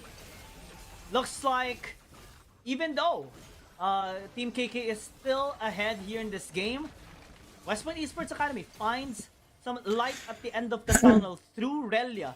He is 4-0 so far here in this game. Even though the other teammates are having a bit of a hard time, they know they can definitely rely on this Aurora. The damage is actually quite high coming in from him, but it's gonna force out, maybe at least a dash out, as Devour gonna be going in towards Gone. Might be in a dangerous position. MKK relocating themselves. Looks like they're just gonna be turning onto the Infernal Dragon, as Gone got hit by a shock blast. Devour looking to maybe enter as it got hit by the hook. Oh. Still trying to look for the angle. When becomes lightning, did connect, but a smite comes through from this Jarvan. Yeah, because Infernal Dragon is too sexy to not be contested, and that's why the Team KK also really need these kind of buff as their champions are also very, rely on damage buff here. But finally, Team KK successfully secured at least one turret after suffering the loss of two turrets. The biggest problem here right now as well is the Infernal Dragon Soul. Whoever gets the soul gets tremendous amount of burst damage, and Team KK has really great benefactors as well. The Rumble, the Mel, and also the Aphelios. For West Point Esports Academy, definitely their pokes are gonna get loaded with so much more damage if ever they do secure the Infernal Dragon. Whoever gets it as well will definitely secure lots of Infernal Dragon stacks as well, so that increases their adaptive damage. And it's a scary situation to be on both sides, because it's a massive objective now. The Elemental Drake turns to be a much larger objective for them. Really good catch by Hexerens, but got hit by the Temper Fate. He might actually get taken down.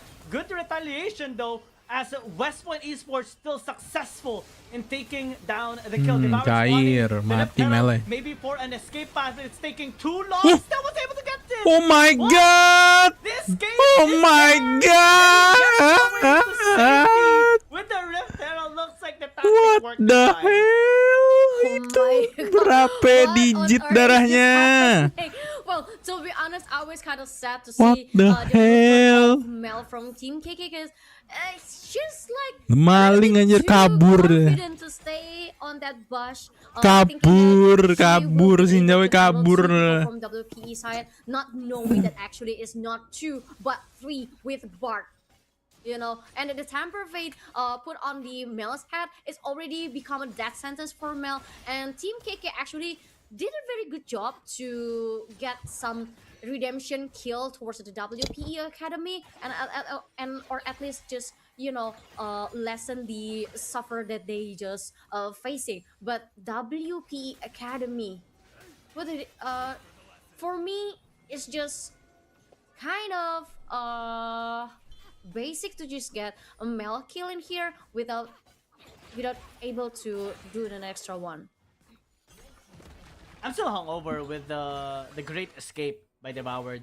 Him being really cheeky, he strategized that plan, spawning the Rift Herald as an additional escape tool, and he managed to clutch it out with 1 HP. That is so wild. I even heard him talking about it yesterday on his live stream, always prompting, telling his teammates that he will spawn the Rift Herald as an escape tool.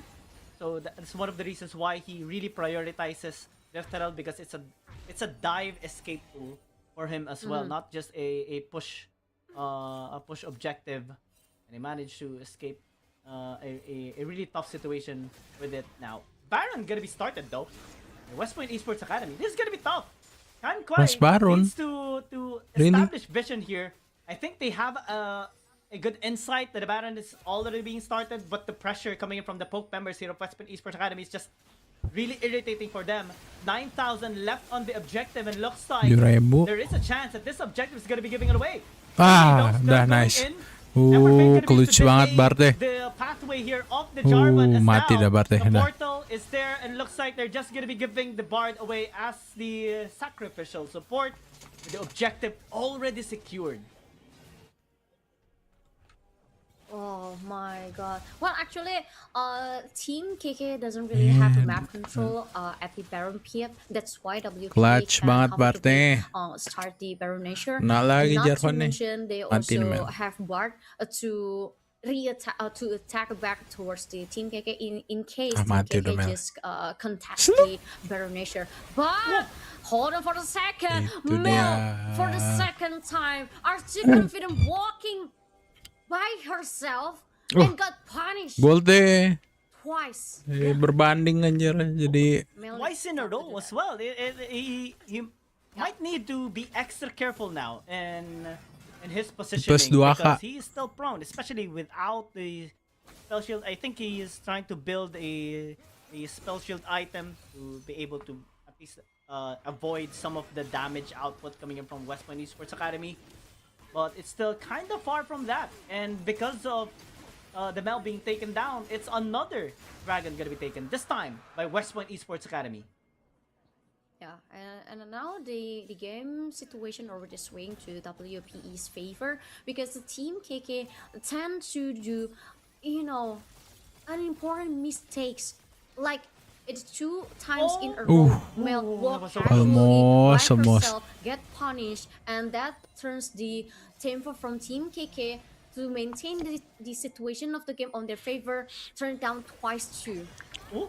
Relia? Ooh. Whoa, almost. But all the gates gonna get blocked by Gojo. Oh my god, di snipe. Onto Aki. Meleng deh, meleng. And that I think is causing so much chaos on the side of Team KK. The Baron gonna be going in, still gonna get hooked though by the Thresh.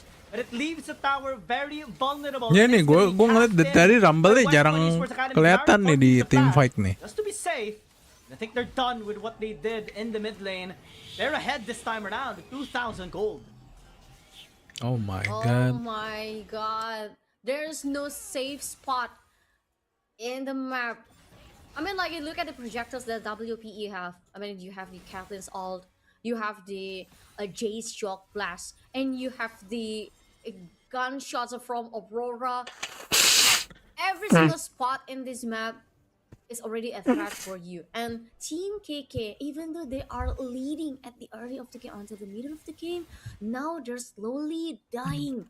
Because that's because 1 and 2 mistakes, unimportant mistakes that shouldn't happen. Oh, 9-11 is the score, but looks Wah, like miss. Hector needs to call 911. Mati udah. Or maybe not. Oh my Sakit God, the banget damage from Auroranya. Rally just too high. Lag and drag, maybe just a stab by Gun. Misses the damage by a margin, but a flash in by Dobby is gonna be enough to secure the kill. Tempered Fate to at least zone the members of Team KK as they're looking for an escape path Oh, led by gila. Revelate. Oh my god. What is it? I mean, this Melis is just too confident. I mean, well, yeah, you got lots of items, you got lots of burst damage, but Hah? finally Masuk we are lagi? able to see. Oh, Sinjawe. Oh my god, WPE just shutting players from Team KK down every single Saya udah person. sakit banget Team itu. KK already dying, and now one by one, players from Team KK needs to back to the Oh base. my god, comeback And ke. they were sent back into the Udah base. serial dah. Members in total. Jangan nggak sakit But aja. West Point Esports Academy, in exchange for just Rel, it was a shutdown though onto the Aurora, but they managed to get multiple members of Team KK, and it's definitely a net profit here for West Point Esports Academy. The gold lead is starting to balloon as well. 5,000 gold. Kasi and real West dah, Point mana Esports nggak Academy sakit think that niya they dah. were struggling a while ago. They were being decimated a while ago. The game started 4-0 in favor of Team KK, and now it's just an utter domination by West Point Esports Academy. We look into this replay and just see how well coordinated West Point Esports in following up to Hilang Devoured's langsung engage, and menyerang. Devoured even Apelios manages ya. to stay alive. Agrana stayed alive with 1 HP, and now for the first time ever in this game, we see West Point Esports Academy being ahead in gold and in kill score, and might even be on objective scores as well. Yeah, and one thing that I love the most with the WPE play in this game is, even though they are successful, they successfully punish the mistakes from Team KK, they still play very disciplined, and that's the core play of WPE's, and also the reason why they able to be ahead now against the Team KK. Man, it's a tough time for Team KK this time around. The punishment, the setups are just too dangerous. The long range is a huge threat as well towards them. Look at that shock blast. Didn't connect onto Akihiko, but the threat still remains. And now, West Point Esports Academy possibly setting up for both incoming objectives as well. Baron and Bait Dragon Baron, coming up next. Ning in a short cheese while. ya, nge-cheese. Baron being the first one to Nge-cheese spawn. Baron. Nggak ada itu, soalnya nggak ada Baron is vision. spawn, got the fight. I think it's gonna start between these two teams, and Mati now nih, they're Peles. engaging towards the players of the Team KK. The circle is annoying. Oh, Clutch for banget KK. stunnya tadi Now ke they're Aurora, unstoppable. buset. Dorfan is down. It opens a lot of options for WP Academy, but at the same time, Mel come back with Drake, his Drake. kills, killing the players from WPE. They are Aduh, looking miss, for more aduh, from Team miss. KK. The box is Aduh. open, stunned by players from WPE towards the Team KK, but there's Drake, no Drake, one can Drake, stop Team Drake. KK as the Infinite Dragon already start. Team KK started to zone the Dragon Pit, but WPE still probably have a lot of things on under their sleeve, zoning towards each other. Online But Team nih, anjir, KK Tres. trying their best to secure this dragon because they really need that buff for Mel. Online They have udah to do tres. so, though. 9 Ah, Sisi. 2,900 HP as the hook connects. The Nah. environment actually get taken down. Temper Fade gonna be used to stall as the Crescent Sweep denies a little bit of that damage. 1,000 left on the objective. My and looks like it's gonna God. be secured here by Team Oh, One greedy kill banget coming through. Apelios. Comes the teleport as well as Agron is really mad. Circle's gonna be dropped. Hexer has forced to use the flash, but still might actually get taken down, especially with a Storm Surge by Relia. And that's gonna be 4 kills by West Point Esports Academy. Soul Point though, by Team KK, it might be a little hard here for West Point Esports Academy if ever they reach to that point, but looks like they don't want to reach that point anymore. They're gonna be pushing mid lane. They still have 1 minion left. And looks like the wave is gonna be crashing as well. It's only Gone remaining alive. They might actually end this game from this point. 12 Tudutik. seconds remaining. Wave-nya. I'm gonna be invested as well. Good catch onto the wave. But the GA gonna get popped. Oh. And he's gonna get popped Nice. alongside as well. Oh, nice, masih bertahan. Oh my god, Kacau, what a good counter-attack from- kacau. What a good counter-attack Wah, from yang ini WPE to Ini nih, yang ini Team sama-sama KK. serius I mean, ya. Kan well, terlihat seperti asik WPE anjir. actually lost the Infernal Dragon once again, but Team Bagus, bagus, KK bagus, bagus. doesn't expect. They Nah, really sama nggak ada yang mau didn't kalah. expect the 2 players coming from the right side, and it's gonna be Jace and also Aurora blowing Mel's hat. Caught her off guard once again, and even though without the Infernal Dragon, they'll still have a Baron Nation widely open after a bunch of players from Team KK pressing down to their best, and not to mention crushing down their inhibitors. Now with the Baron, it's just gonna be a whole lot easier to crash those towers. Let's check this replay out and how really good the execution was to just deny the takedown from Team KK, stop Hexerdens as well, especially with the Tempered Fate, and get those clutches.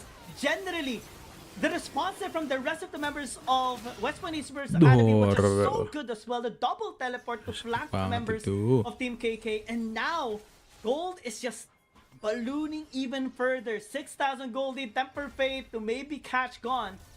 Not gonna be successful. It really does the job in pressuring down this red side team.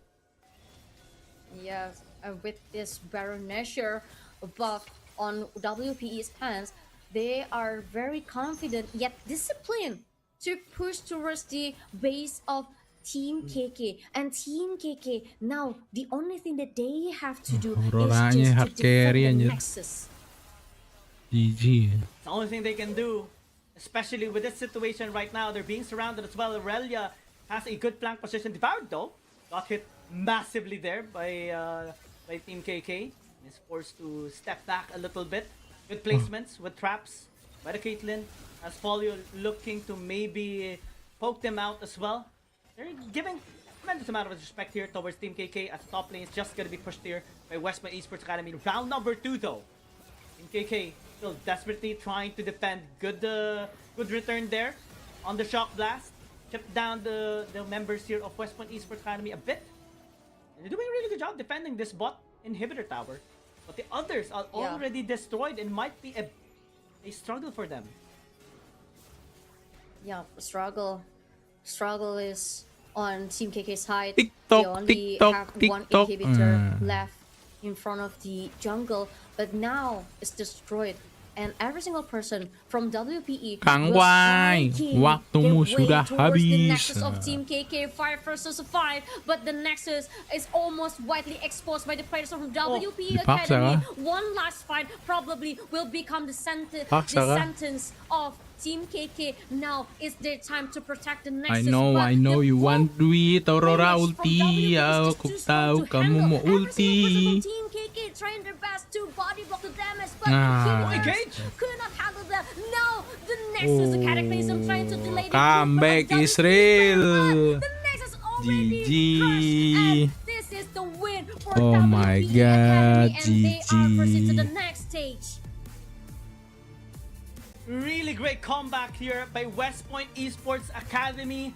Through the Oh my macros, through the God. pickoffs, through the comeback team fights that they have done. That started off in the mid lane. Just a demonstration of how good the team is from the Philippines as they took down this incredible team. It's really fascinating to see how my well God, they came back here in this comeback, game. bro. Just Auroranya sakit total. massively ahead. The Mel was Ngaco. I think 8-2 at some part of the game. Then it wasn't the kills that kept on rising anymore. It was the deaths, and they were able to really prevent the Mel from being able to help in the team fights through those creative tempered fates and also the engages coming in, the death brushes that Relia and Agrona were setting up, and slowly but surely they regained their tempo and bounced back through taking of the objectives and slowly just ended the game. Yeah, and that proves to us Oh, pisah-pisah ya tadi. single thing that Timnya nih. can make you win the game on the Sedih. palm of your hands. It could be vanished by one mistake, and that's the 5th game of today. But we still one last Gatel match. hidung nih, pilek, we're minum gonna obat take a apa ya? break, and don't forget to stay with us until we back.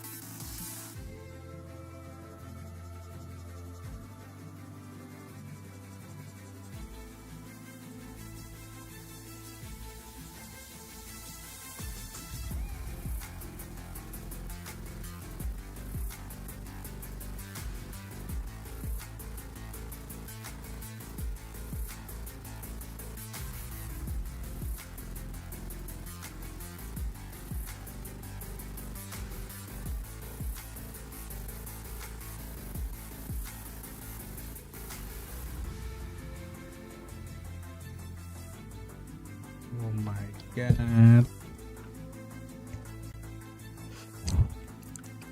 Vitamin. Vitamin ka langsung umpan min.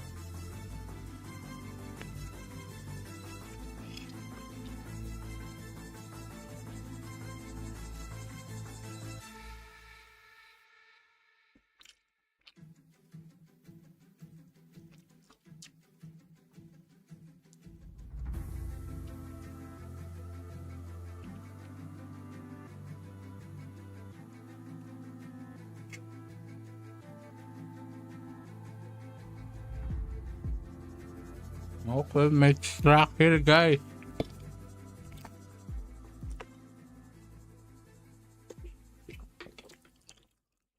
Get ready for the 2026 Battle of S.E.A. Across Southeast Asia, teams fight for their region and the pride of Demacia. They first clash at the Proving Grounds Community Tournament with only the best teams moving on to Rally Day for the ultimate showdown. They join forces with regional creators from Thailand, the Philippines, Indonesia, Malaysia, and Singapore to compete across all game modes. Summer's Rift, ARAM Mayhem, and Arena. They're just gonna sit by and watch, but perfect executions. Who will rise to glory and become the Battle of S.E.A. champion? Grand finalist! Battle of S.E.A. Welcome back again to every single summoners in the live stream of Battle of S.E.A.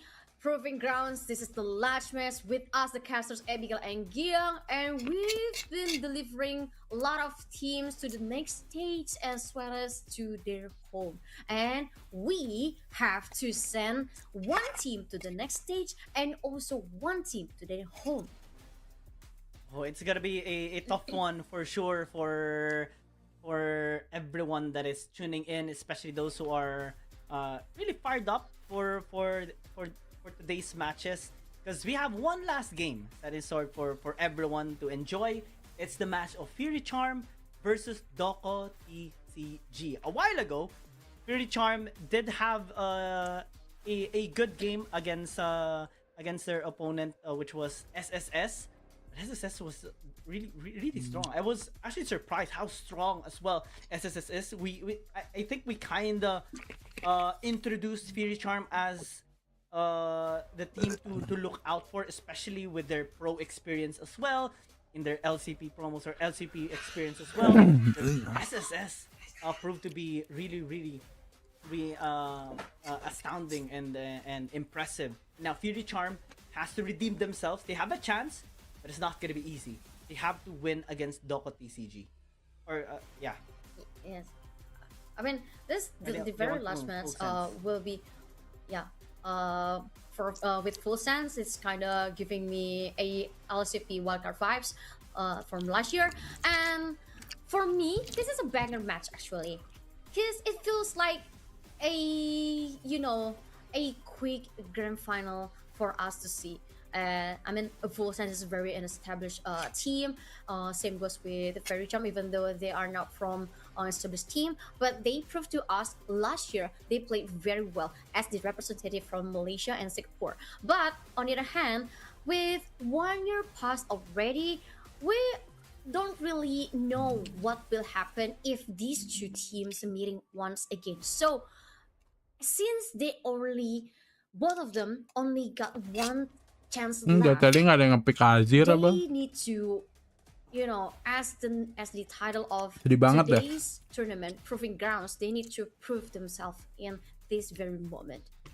Yeah, maybe it's I think maybe a change in composition would suffice already, especially for Fury Charm. Alistaranya nggak ada yang nge-pick deh tadi. I Sedih. think both of them used Lee Sin in their last match, but it's Full Sense that got a really strong impression as well, especially Tapi GG padahal itu Alistaranya.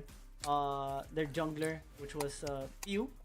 His Lee Sin performance like 13, 2, and 11 or more even at the end of that game. That's how impressive he is, and Future might need to ban that player later. But before we dive into like the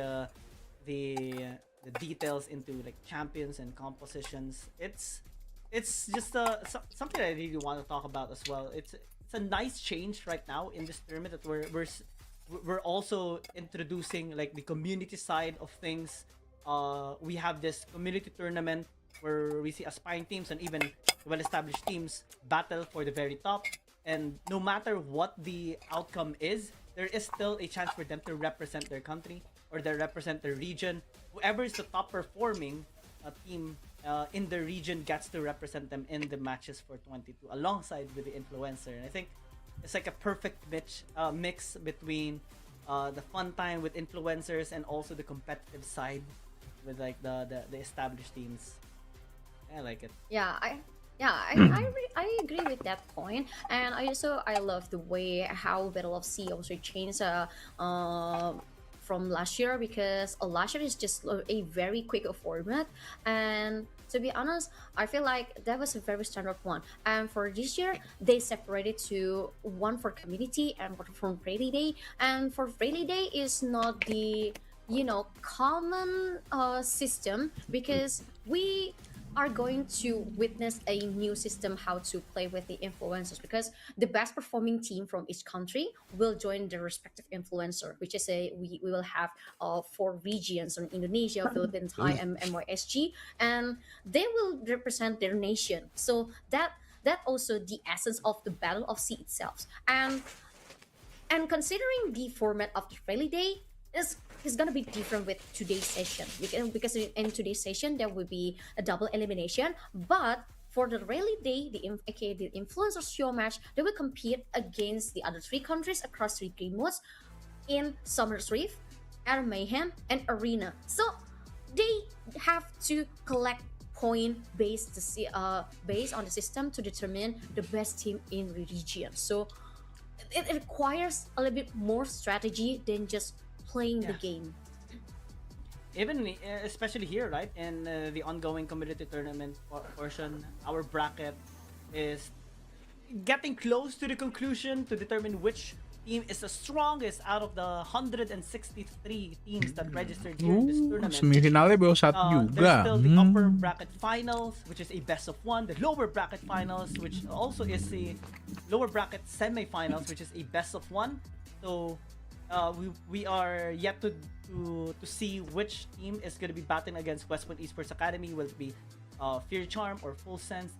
Then afterwards is the lower bracket finals, which is also a best of one before the best of three grand finals. And there's usually a saying about best of ones.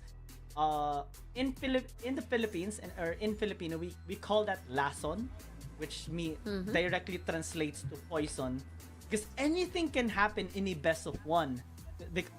That's why usually professional teams or like the players, aspiring pros, wants best of threes, best of fives, because you can make sure that you win the series more compared to like a best of one, because just usually on a best of one mistake, especially if you're too overconfident, if you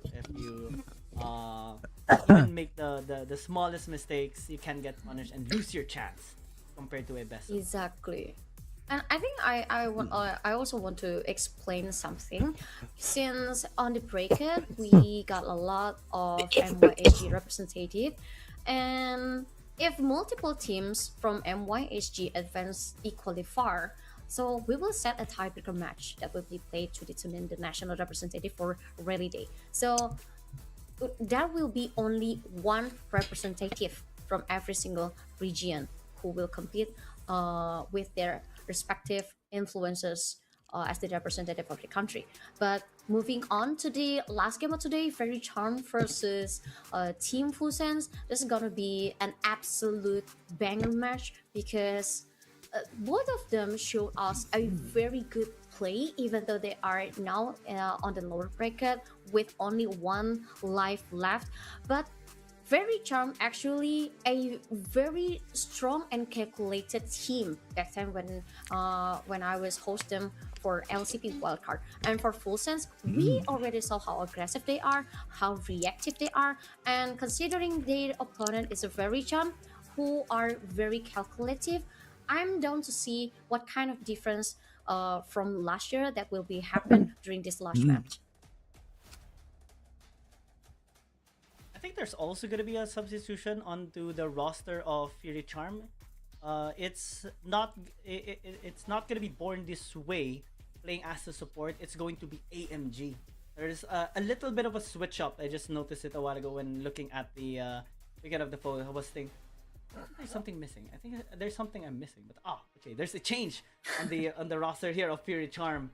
So this might be the adjustment that they made in order to finally get the win here as well. And when you're really down to the edge, you're really back into a corner. You have to sometimes really make decisions as well. And hopefully this one is gonna lead towards a win. If they win though, there's gonna be 3 representatives of MYSG for tomorrow's match, and it's so far looking to become like a really strong recent demonstration of prowess for Aurora di MYSG ban. players. For Thailand, there's When still di hope for ban. them. Of course, I mean they basically have secured their spot already for the 22nd matches. But Thailand or Full Sense wants to see where they can actually go to, the farthest that they can go in a community tournament like this. Exactly.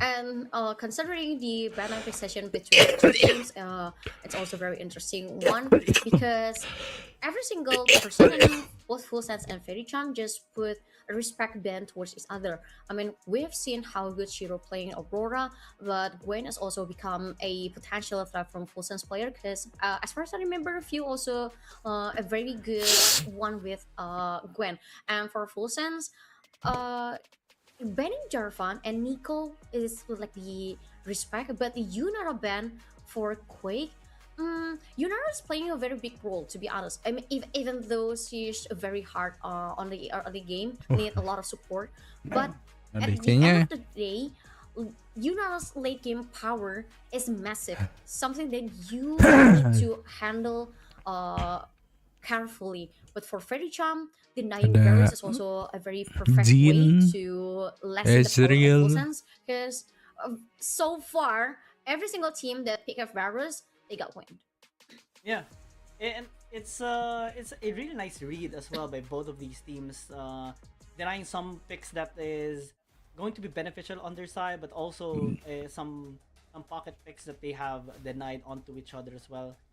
And for full stars, I think it's going to give them so much more options as well, especially with the performance that they had against Dokot DCG a while ago. They perform the Ezreal a while ago from Blondie was really nice. The Lee Sin a while ago from Pew was really strong as well. And I think we're just gonna be addressing some of the technical issues as well that was experienced by some of the players. But rest assured, guys, that we're gonna be proceeding into the game as fast as we can to have you guys get some well deserved rest as well. I know you guys are tuning in as well towards the conclusion of this match, because that's gonna conclude the top 4 teams in this tournament, in which so far we have Team FF, Team SSS, and West Point Esports Academy. And a lot of Filipinos, I'm sure, is also tuning in, especially the members of West Point Esports Academy are tuning in to the potential outcome of this match, because whoever wins here in this game will be their opponent for tomorrow. Exactly, and we also have to mention that today's tournament is not only a tournament for the community, but we also, drop some prizes for every single participant. With the total prize pool $3,500 US. Not to mention the the swag kit for top 16 team, and also the challenge. So far we haven't seen any team win the challenge. I mean, we saw Lux being picked, but sadly the team was lost. And there's one already, the one who picked zero, I think. Oh, well, it was Full Sense. Yeah, Full Sense won the challenge already, so they are the only team who successfully got an extra reward from the challenge. Because the challenge is asks you to play with at least one Demasian champion in your lineup, and you have to win the game. Yeah, it's a Gatel tough challenge, hidung. to be honest, because usually you do your composition based on like the lineup, right? Or the synergy of the champions. But it tends to be difficult. Wait, Shinzao is from Dimasha, right? Pardon? Israel? Shinzao is from Dimasha, right? Shinzao? Yes. Yeah, yes. so Shinzao West, is also West from Point as well. Indonesia. They did the. Oh yeah, West Point. Ah. Shinzao. Well, I got my mind mixed because I can remember Shinzao as Ionian. Yeah, I'm thinking Ionian as well, but is he? Okay. No, Shinzao is the Messian. Okay. The Messian. The story is just the only changed thing because... I know is that he kind of had a moment with Yanara when LeBlanc kind of wanted to mess up with the things and spawned the Atakan in in front of them. Yeah, and I think since it's Valentine, I think League of Legends also very very devoted to the Valentine stories and to the love stories of every single character in League of Legends. Like for example, the story of Saya and Rakan. They you have a very lively and annoying Rakan. On the other side, a very cool wife, independent cool wife like Saya. But on the other hand, you also have a very, full of intrigue couple like Geralt and Katarina. Because they once were enemies and they become lovers accidentally. Yeah. And there's also like the fan made tandems, right? Like the Jinx and Echo, like that. Yes. Powder. Yes. What's the How powder? how they could be if tralala. What could have been? What could have been between Echo and Jinx if things doesn't go like that. But to be honest, one of the love story that kind of caught me in League of Legends is the triangle love between Zoe, Israel, and Lux. Because I mean, Zoe Kenapa nih ada indeed needs to teknis ini nih error? He's a ladies' man, I guess. Yeah.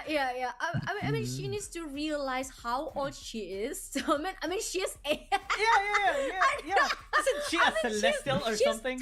thousands years old. I don't know. And also for Israel and Lars, they are sort of like the most calm couple. The only problem that they got is just Zoe. The only weird is the Zoe part, right? Yeah. I was kind of surprised as well. I think one of the cutest couple thing as well for me is like maybe Ash and Rindamir. And there was like Oh, a warlord or yeah. something like that, and Well, there was a cinematic yeah. with Kindred and, Yeah. stuff, right? And Ash was I there agree. saving. I agree Rindamir. with that. And it's actually a Disney-like love story because they were married because of political situations, gatel but banget turns out hidung. they fall in love with each other. Pilek, Oh my God, so sweet, hidung beautiful, gatel. and very princess-like. But back to the game, we are now continuing the BAM and pick session between a Very Charm and also Full Sense. And for Very Charm, they just unlocked Rihanna for Zavasky. I mean, that's a very reasonable pick for a Very Charm because Zavasky plays a very good Oriana. And having Mundo on their lineup, I'm not really sure if they're gonna lock it out yet or not, but having a Mundo as your fighter probably will be the jungle, and as well as semi tank for Very Charm will be a perfect match too for Oriana. But to have Vyra, this is gonna be big because we all know Vyra excels in duels, and she is the god of duels in League of Legends. And considering the late game potential, she is the monster. Yeah, spread pushing power as well is kind of high, especially with this Fiora. I think the Keisante might have a bit of a hard time in the laning phase. Although it's still Keisante, right? I mean, there's so many counter matchups already experienced by a Keisante player, and most of the time the Keisante still is kind of able to stay alive. It's a full engaged composition so far by Full Sense. Getting an Akali, getting a Keisante, getting a Vi as well, and they are doubling down on getting through the front lines and getting to Sebasky on the Oriana. Yep, and no Alistar because when you have Alistar on your lineup, it's very easy for you to deny the setups from your opponent. And Full Sense actually doesn't want that on their opponent because Alistar will be a perfect counter for Vi. Oh my God, my kids. Yeah, I kept looking as well. It's so cute. He was just walking around. I miss my cat. Usually, when my cat was here, he would like go on the table. Oh my and just God, sit, literally. Fiora! I didn't Wow! the camera. Usually, How I used come? to have- But it's night already, so it's Zoomies time for the three of my cats. Fiora, How are Joy. my cats, guys? the Yumis of Yeah, the Abigail. Yumis. Okay, It's so continuing. The Nami Ben. This is well. Alistar Nami di ban, is nggak ada bad yang pakai Alistar because dari tadi, if nggak usah di Very ban. Charm wants to play a very big team fight, Nami's tidal wave will be a big problem towards them. I think they're sensing that maybe Full Sense is gonna go with a hyper carry ADC to get through the Dr. Mundo and a utility support to help out as well. So both Nami and Lulu gonna be taken now. So even though they pick something like a DPS champion, may it be maybe an Ash, may it be a Zaya, may it be a Vayne possibly. Serapin oke nih. That out. It's going to be extra difficult knowing that there's no utility support Ada yet Mundo. can help out. So they might need to they might be forced to use what they've used a while ago, which was the Ezreal and the Leona. They did do a really good job. Ezreal, So, Sivir, but it's not gonna Jinx. answer the Dr. Mundo at all. Open. Yeah, but Leona pick could be an option for Full Sense if they still need a tank. But I don't think Full Sense need another tank. The only thing that Full Sense needs is just the champion who could deny the attack from Fairy Charm, or someone who can disable Fairy Charm. Rakan will be a good pick in here as he also provided good support towards his teammates and also a good AO crowd control effect towards his opponent. Zaya potentially a so they picked Saya Rakan. Renata as their R4 for full Renata. sense. See that, which is going to be a good pick, honestly. So Renata came first before the Zaya, and then they paired it up with the lovers duo. It's here. Oh, Fun fact, actually, Rakan Zaya was Kalista. equally popular and infamous as well in the Ih, Philippines. match before. terakhir A lot mainnya of couples, sinkron. Used this and it Nggak was kind of pick aneh-aneh. for the Setidaknya ada sinkronnya. you know, Saya the Rakan. inspiration. So, okay. But you gotta one hate what thing you don't that- have. Kalista, Renata. Yeah, you're gonna. Well, I got Mentang-mentang tiket terakhir buat lanjut kan. Despite the weird behavior of Rakan, but actually Saya and Rakan plays a very good duo combo at dual lane because when you have the pair, they're actually buffing each other. So for Fairy Charm, it also a very big advantage for them because whenever you have extra buff, it means you can set up the team fights even more even better with even more options. Yeah. The other unique thing about Rakan and Zaya as well as a lovers duo is that they're the only one in the game that actually allows like the synergized recall together. Like, it's And it's faster than the recall. It's specifically just for them, and it's been like Exactly. GG. I think it's been 10 years or so since their release, right?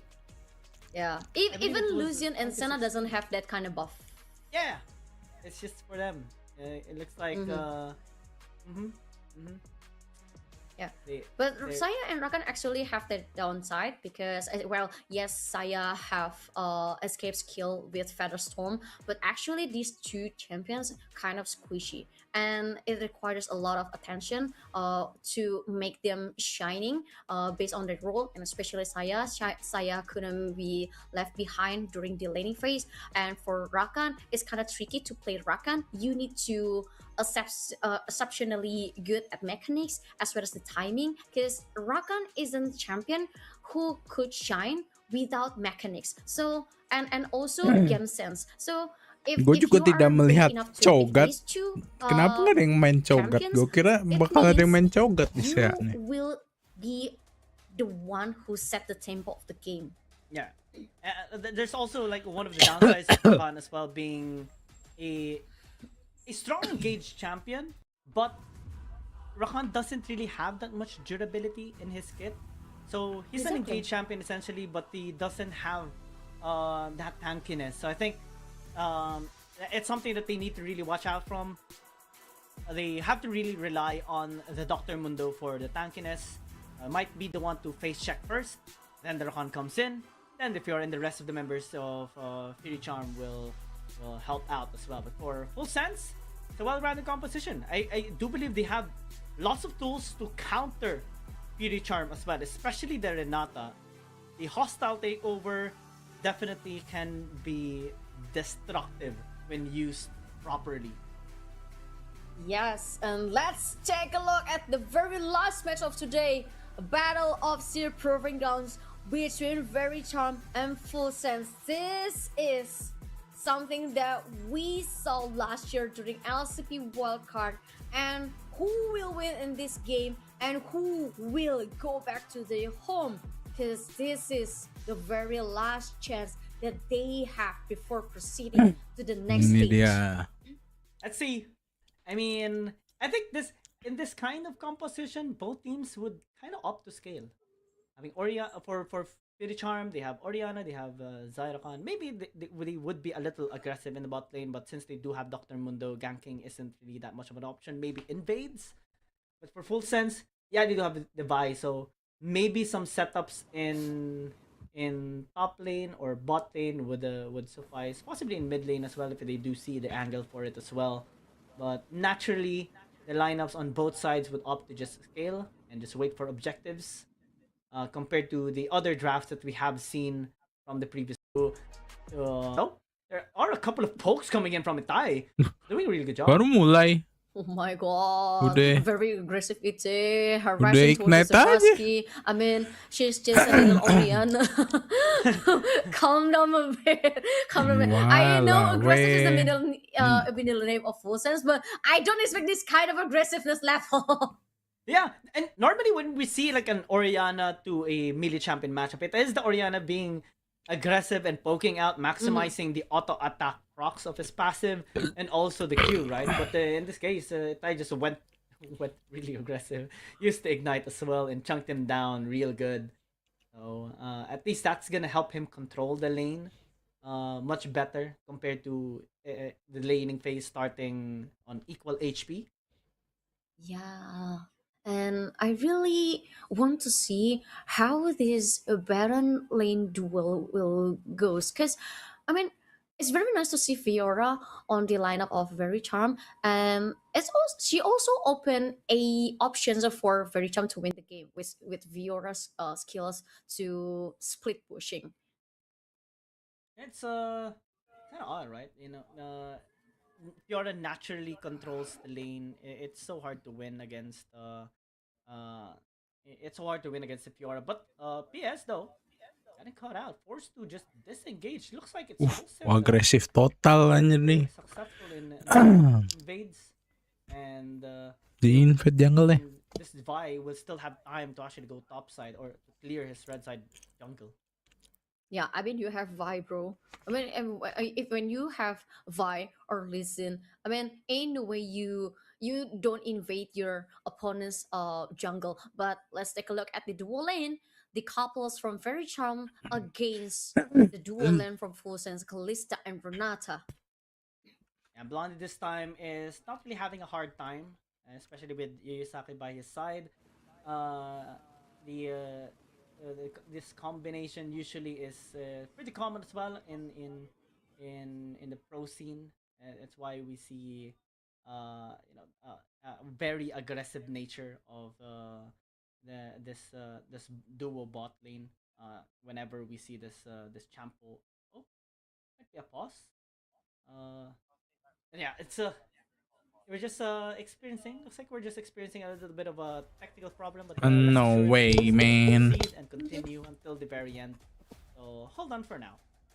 Yeah. I'm also kind of imagine what kind of scenario that will happen during Gue lupa minum the obat. game Ya, dia because, minum obat dulu the, guys. the matchup between Vira and also the opponent the Kesante will be a part time for Full Sense and the Kesante, but the Kesante here is not bound to be the carry of the game, to not bound to be the star, but his utilities is something that Full Sense need the most. But for Fiora, this will give a big advantage for Fairy Charm because the split push ability that Fiora can provide towards his team, and especially considering if they are kind of left behind. And as we continue in the game, I'm still wondering what will happen between the matchup of Rihanna and also Akali, because I mean Ite is being very aggressive to Savasky, but we have to remember that Savasky pool is he's also Oriana main, so I think I couldn't project who will win this game. It's always down to the momentum between these two teams. Yeah, naturally, like the Fiora would win 1v1, right? And we're starting to see the pressure building up into the top lane as well. Shiro is having quite a bit of a hard time, especially with his plates being bashed down early by this Fiora. So that's some gold being given already to the Fiora, some golden XP also being denied towards the Kisante with the aggressive nature of 1JW. And in the bot lane, well, the Kalista definitely can stay equally aggressive as well. At level 6 though, that's where the combination of Kalista and Renata gets really deadly, especially because of the engaged power that they do have. Yusaki can flash in for the hostile takeover and go on with a handshake, and then when he gets in a very vulnerable position, Kalista can just pull him in and take him out of a bad spot as well.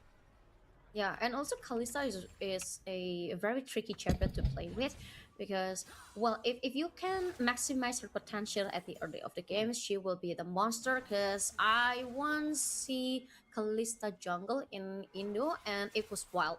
I mean, you can maximize the potential of Kalista in certain ways, but it requires a lot of conditioning and especially a very confident yet fully good mechanic player. Some stacks already loading up through Blondie. It looks like Wake and AMG are still gonna be fine. Few though, already starting the dragon as we see PS still going with an invade into some of his camps to get back on the CS. I think it's already quite a bit of a lead that you actually have Sneaky, already with sneaky. Vi compared to the Dragon. Doctor. It gives him like this kind of opportunity to take objectives because he knows that he is definitely ahead compared to the Doctor Mundo. Yup, and for Fairy Charm, still a very calm day from their side. We haven't seen any big engage or ganking or skirmish. Or well, Opposens have had tried that once, but they got nothing. But still, Fosen got their first dragon. This is something that the only good thing that happened in this game for Fosen at least. It's like there might be a potential dive as well into the top lane. Finally, right? Full sense giving some attention towards Shiro, giving some love towards him because so far he has been doing nothing but suffering in the top lane. It's not a fun time when you're using a tank, then you're going up against the Fiora. It's like the most nightmarish situation. Look at him just being zoned out and forced to use maximize his shields, getting parried like that. The Grand Challenge is gonna be used as well. Might actually be taken down, flash in, and that's first blood by Pretty Charm. That's how difficult it is to use a tank against a Fiora. It's always gonna be a dead end. In the bot lane though, looks like full sense with Pew trying to take down the Xayah, the lovers duo about to get collapsed, but it's like at least the Kalista ult is gonna help out. They're gonna take down the Rakan, and finally AMG is out. A good trade from Full Sense and also Very Charm. Very Charm taking down the Kitsante, but Full Sense successfully got one kill as well. And this is still everyone's game, guys. But for Full Sense, I really love how reactive they are to find a trade towards the kills that they just happened during at the Baron lane. But they need to be aware with the potential of Fyra because, as you can see, the CS from Fyra kind of lit quite big towards Kisante. At least he did pick up the Bramble Vest already, right? It's gonna reduce the healing a bit from the Fiora, which was a big hassle so far for the Kaysan. That's why he wasn't able to return any damage because every time the Vital gets procced, there's so much healing. And basically all trades by LJW, and it's always won by him. Potions though, moving towards the top side, investing their sending out even Yuyusaki to help out you in taking the grubs. And Fear the Charm looks like they're not gonna contest, at least for now. PS though is spotted out.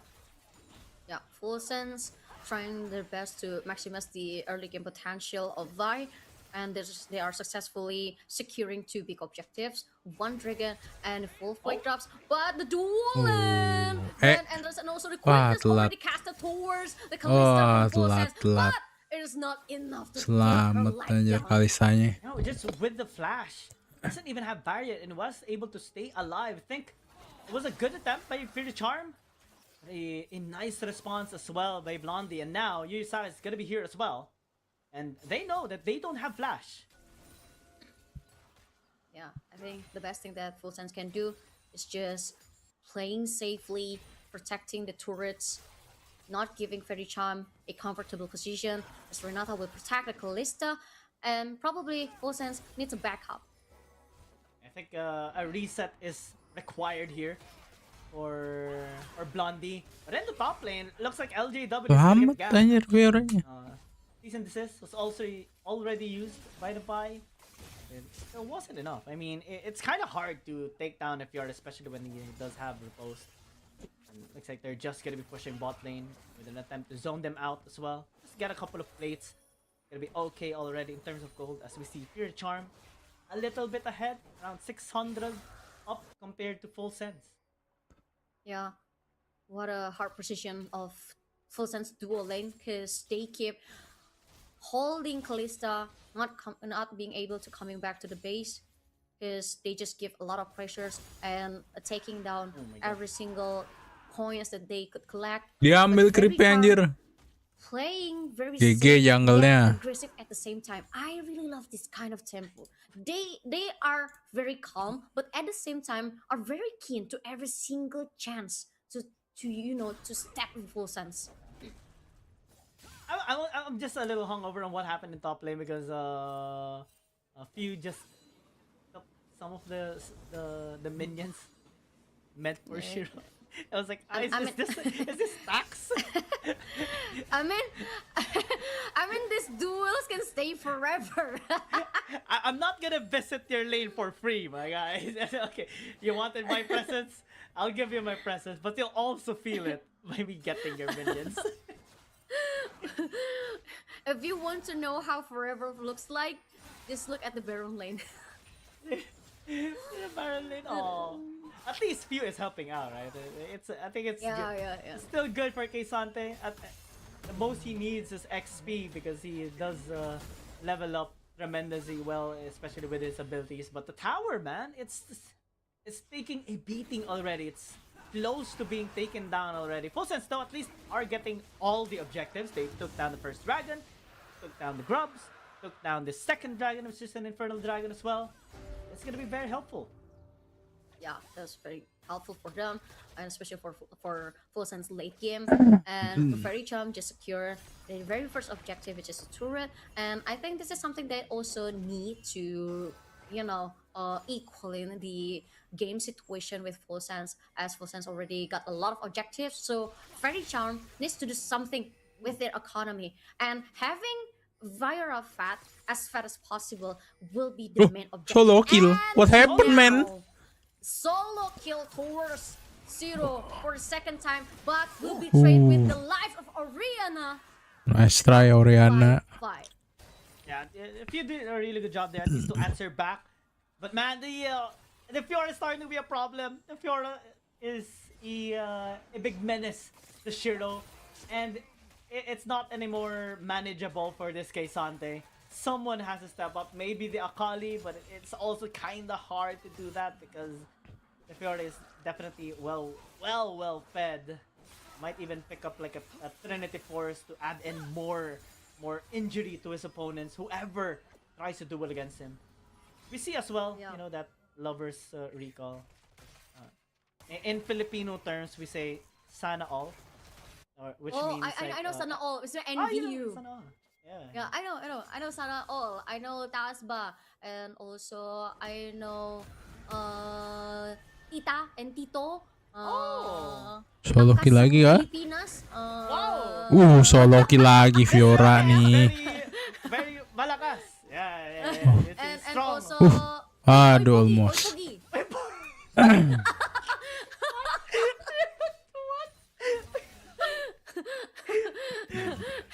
I'm mind blown right now. You know so many words. What? Yeah, I just realized that I Maybe you're actually secretly know a lot. Filipino, huh? Maybe you're secretly. Well, I now like, pronounce you Waduh. as a Filipino. You're now a Filipino. Well, fun fact, whenever I cast or host in English, everyone often mistake me as Filipino instead of Indonesian. Because now every single person it's from Filipino formalized. couldn't realize that I'm an Indonesian. Yeah. Maybe you are Filipino. Yeah. Yeah, probably. You're now one of ours. Probably. My last name should be Fernandez.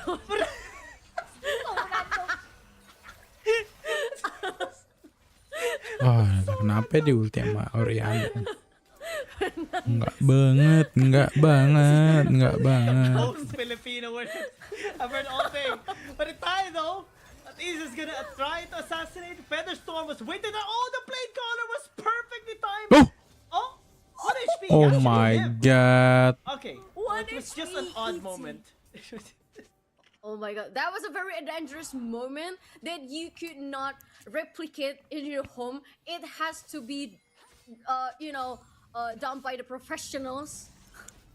That was scary, to be honest. And thanks to the slide of the Akali, she can avoid the tourism projectile. Now the Rift Arrow spawned. This is the right time for Fairy Charm to Waduh. contest, but the duel Waduh, of di dive. Fiora versus Callista. The Grand Challenge is open. Fiora now has to face another opponent, but the Grand Challenge effect is already gone. Probably she will, Finally. give her life to Shiro, aka Agak Sanji. The greedy. Grand Challenge healing was just so much. I actually thought it would be a 1-for-1 that the gold was, or at least a shutdown gold was gonna be given towards the ADC or to Blondie, but the healing was definitely high. And Trinity Force already completed as well for Fiora, so now he hurts much more.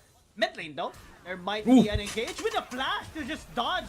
Oh my AMD. god, Now they might even clean be able to just take the banget wave itu down. fight-nya. Easy, so especially with the hostile takeover, that was well executed by few. Yeah, exactly. And what a nice burst that was for pull out Q from flash towards the ulti Fairy Charm. sebelum And now they saya are able to bisa successfully ulti. invading the jungle of Fairy Charm. They are now trying to secure another tourist from a Fairy Charm, but Full Sense need to be aware with the positioning of miss. Fiora. Oh no, AMG Oh my just god. caught out. Oh, very quick, but Oh so my is god. the members here of Full Sense. Held spawn into the mid lane. That's kind of odd. Maybe it was about to expire, but it can be used to just get the attention as well of the members of Full Sense. Still gonna be able to charge, give a couple of gold towards PS, and the other members of Fear the Charm. That's third dragon being started already. I think they need to disengage because the Fiora is definitely scary, and they really have to respect that. So that's just maybe a thank you for Fear the Charm as PS. Oh, the steal! god. It was still Di-steal, killed! di-steal. The dragon, what? Eh, mundonya. Was supposedly for Fear the Charm, and they're now disengaging without any casualties. They're still being chased down though by Fear the Charm, but it's not gonna be enough. That was so smooth by few. Oh my god, that was beautiful from Conwood choosing. But at the same time, Fairy Charm are way too focused with the duel itself, with zoning. And they forget that the jungle from Full Sense still alive and able to steal the dragon. But the dragon was paid in a very expansive way for Full Sense, because one dragon needs to be traded with 2 turrets. Udah soul aja. Full Sense Full sense. already Soul have track udah 3 first tracknya. layer of turret left. Oh yeah, all 3 towers were already destroyed. But to think that the gold difference isn't really all too high, that this gives me like a good inkling that Full Sense is actually having like a good economy management despite not getting any turrets. Like they're able to get the kills, get the waves, and balance it out despite seeing like a 50 CS lead by the Fiora and towers taken down. It's actually a big deal. And now Full Sense actually grouping up towards the top side, getting their own plates as well, getting gold, and catching up to the gold of Fear the Charm. What? What's happening? Well, How? to be honest, I'm not surprised with the economy condition between these two teams, because the Full Sense already take a lot of big objectives, like the 3 dragons, void grubs, and also turrets. The only big objective that they just give away to Fairy Charm is just a Reef Herald. And considering that Full Sense also very flash. good in skirmishing, like what will happen just now is a basket in a very hard position. Clean. You know, that was a very quick punishment from Akali. It's trying to recall as well and won't be chased out by Dukung. Oh my Able to go back. god, It's a- di it's a jukes. Smooth execution again by Full Sense. Wow. Yeah. There are excels in skirmishing and ganking, and not to mention how how fast they are to securing early game objectives, and that's why they can still keep the economy in this way, despite what Very Charm done towards them. Now they're the ones starting to knock onto the towers here of Fury Charm. They're the ones ahead now in terms of gold. It's a smooth transition by Full Sense, as they were able to avoid the early game prowess of Fury Charm. The only problem they have so far is just LJW, just as Fiora. Yeah, and don't forget that Very Charm, 3 kills actually is just from Fiora. The other players doesn't get any assist, doesn't get any kills yet. That's and it's kind of opposite from Full Sense, because a Full Sense, yes, they just got 6 kills, but it was evenly distributed with assists towards every single players, and that's also could handle the economic gap, even though just in a small size. That's going to be a lot more difficult for Fury Charm to apply more pressure, especially into deeper parts of the lane, especially for LJW, because he has to push. That's the only way so far here, based on the situation of the game. It's only the Fiora that can apply pressure. The rest of the members here of Fury Charm, they're prone to getting retaliated here by Full Sense. Now they're Why going yan into the mid lane. Potentially an engage as Few gets them, but good response here by AMG actually getting the charm in, but Holstein takes over. It's just too much of a hassle. Shockwave gonna be used as well. As Itai doing a really good job on the back line. Still gonna be taken down, a shutdown by Sebaski.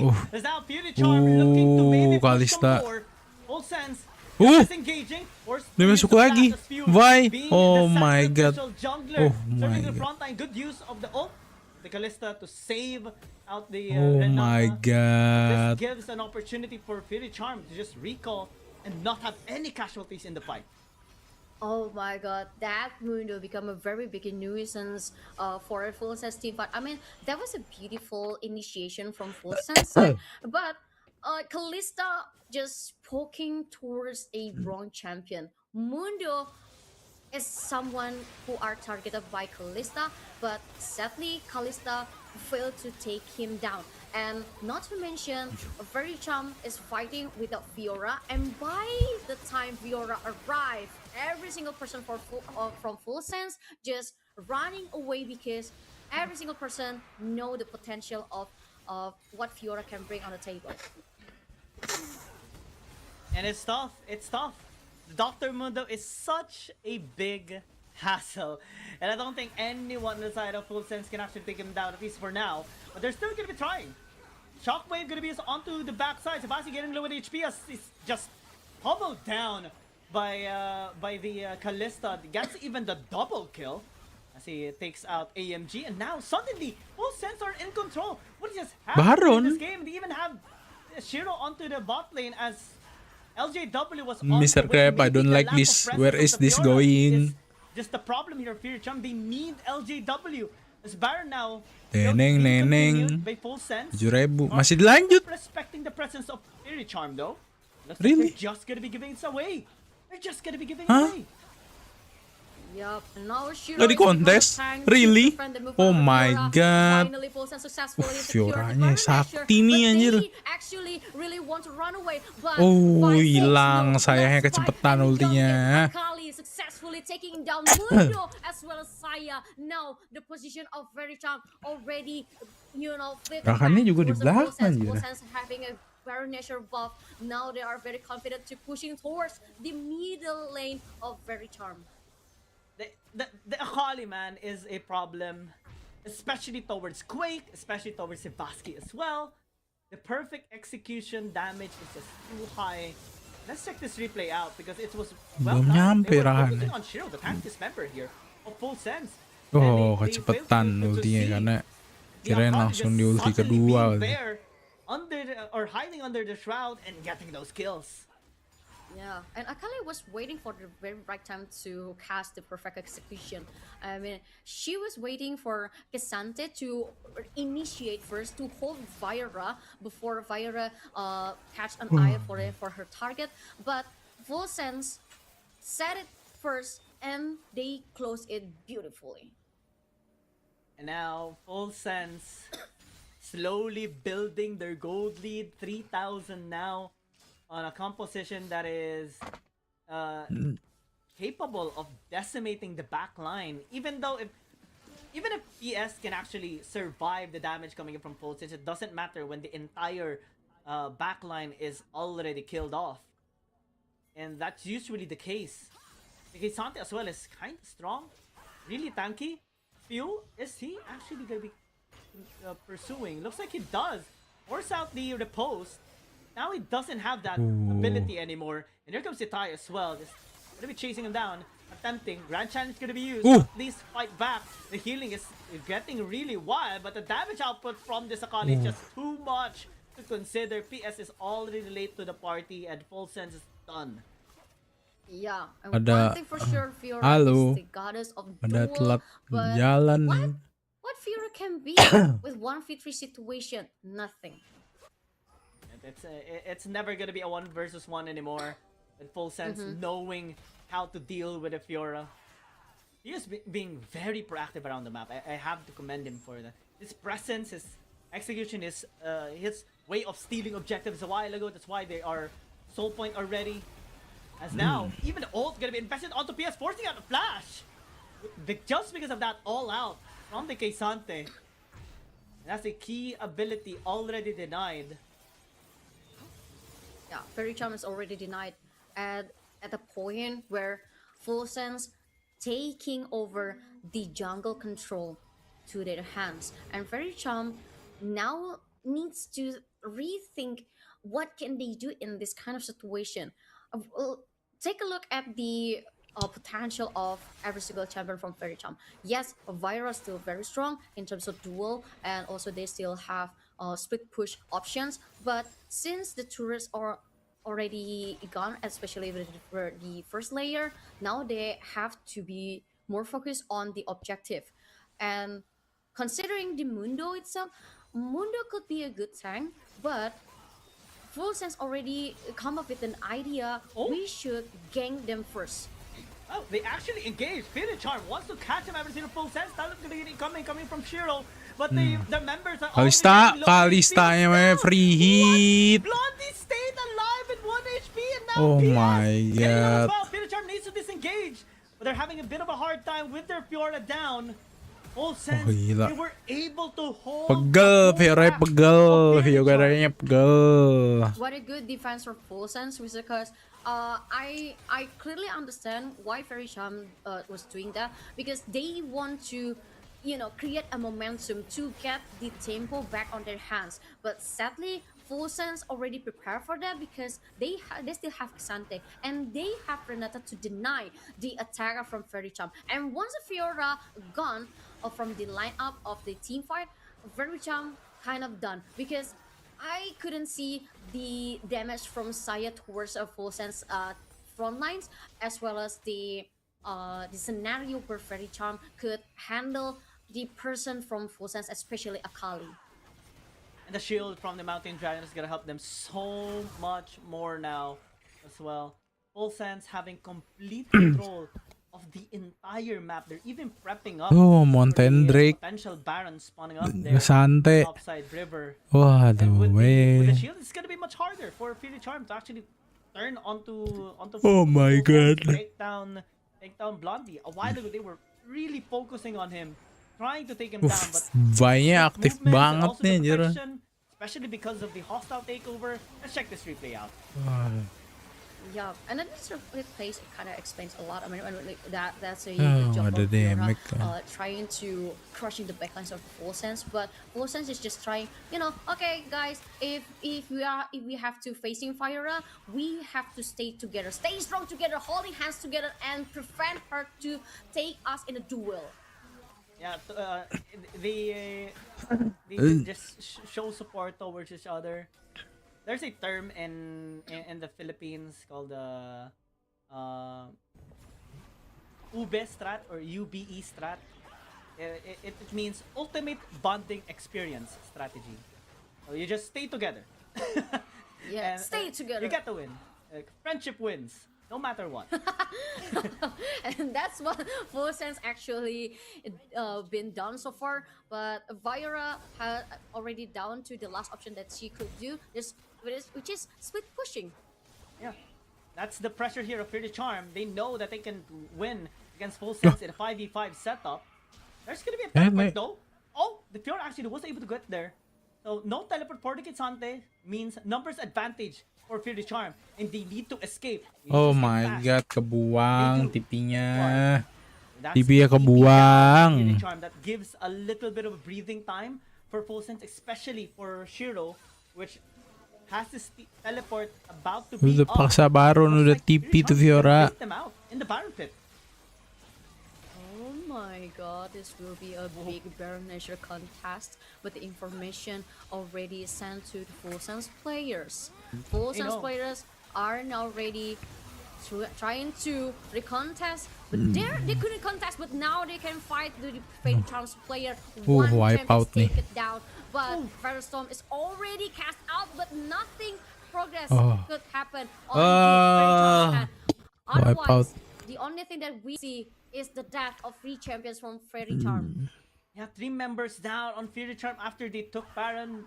Kinda renders their Baron takedown useless, especially if the last 2 remaining members here of Fury Charm gets taken down. At most, what they only did is deny the Baron Nashor towards Full Sense. But as that's Buaynya happened, with 3 sama members Akali out, presence-nya towers just completely tinggi fall banget down anjir. onto the hands Di here of mana-mana Full dia Sense. Mid lane nongol. inhibitor tower gonna be threatened here by Full Sense. Top lane as well gonna be threatened by Full Sense. And with only 2 members alive on Spirit Charm, they can't defend either. It's just a massive pressure right now. Sebaski getting low. Still was able to get back safely. But PS trying to help them out and pushing back the members here. Full Sense. Oh, they actually went back.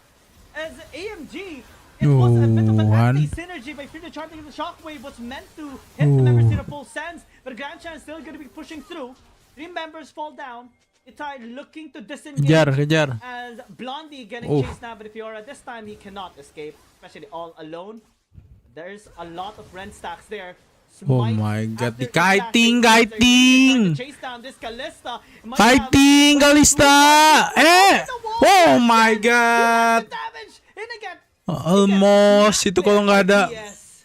Oh, nggak ada mau. They lose 4. Itu shield apa? Shield mau They kah? score, but Fiora. looking how crazy Full Sense fight. Udah gitu. I mean, that was fascinating to watch, but with only Akali protecting the base, but Fairy Charm still has a Baron Nature boss. They are wasting no time teleporting to the base of Full Really? Sense. No, and no, I no, think nggak this is gonna nggak be bisa. the end for Full Sense if they are failing to protect the base. 3 players against 5 players.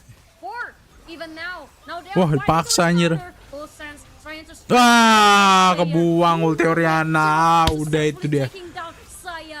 Some players probably will down in the Fairy Charm's hand, but finally shut down, successfully secured by Viola. Young Kids greedy. will become Kalem, nightmare kalem. and Full Sense finally successfully protect the Nexus. Yeah, they got too greedy. They wanted to end the game, but the death timers were in favor of Full Sense. They were able to respond back up and defend the base, and now they even were able to take down 3 kills. This gives them ample time to actually push the waves in favor of Full Sense. As we check this replay out, this is where Full Sense actually got a little overextended. Aduh, ulti kebuang lagi tuh.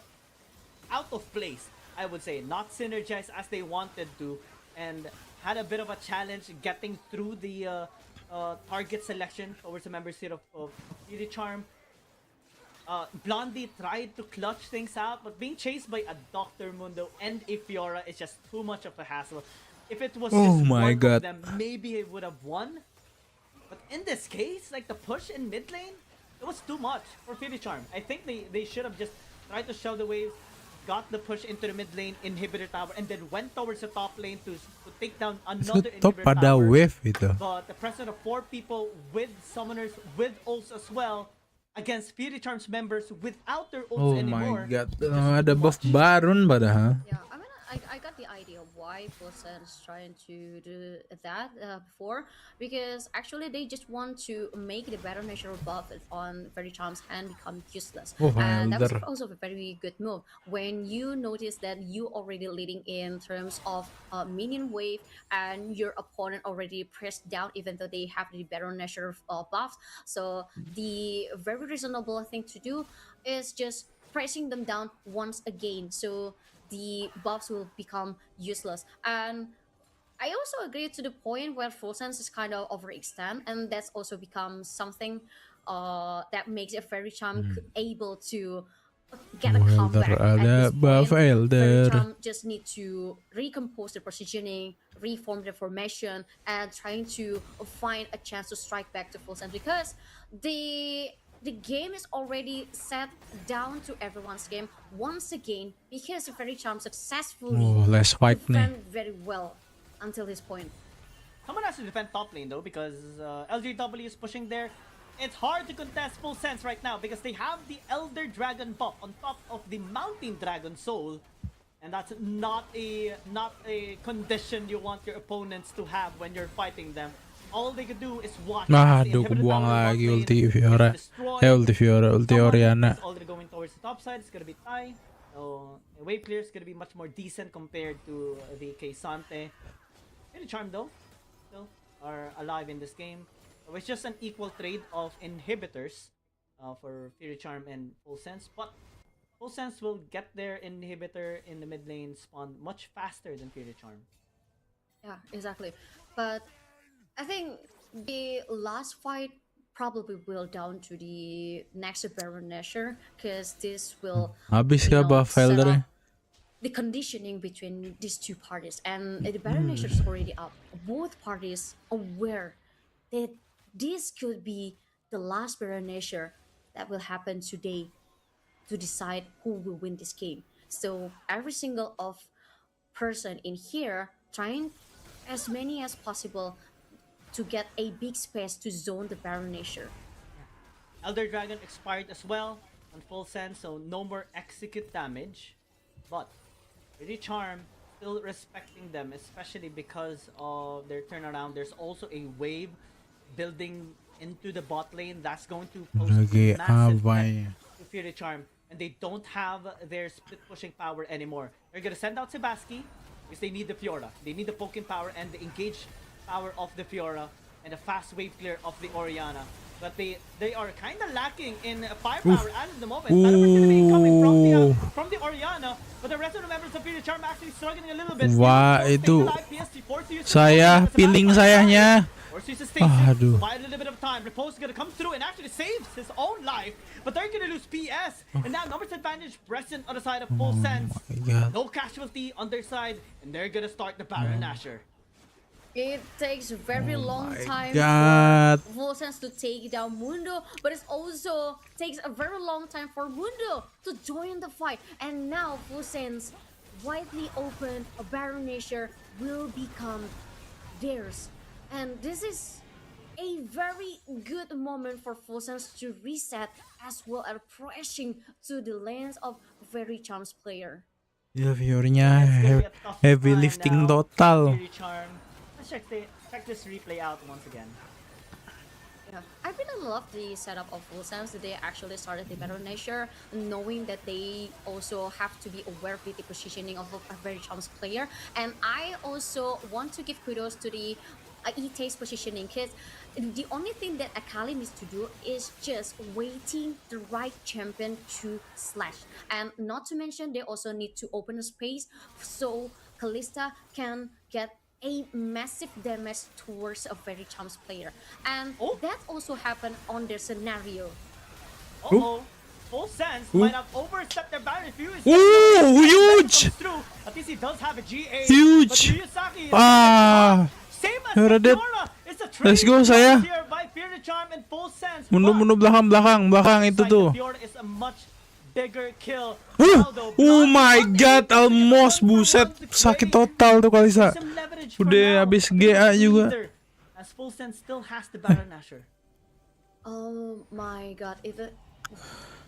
Well, sebenarnya sih ya, that was a overextend play from full sense and kind of turn off their momentum right now. So they have to reset the game and try to re-engage towards a very charm once again. And very charm has really did a very good job on defending the Shockwave si clutch banget anjir. the timing was kind of off because it's supposed to not smacking down the moon. Shockwave.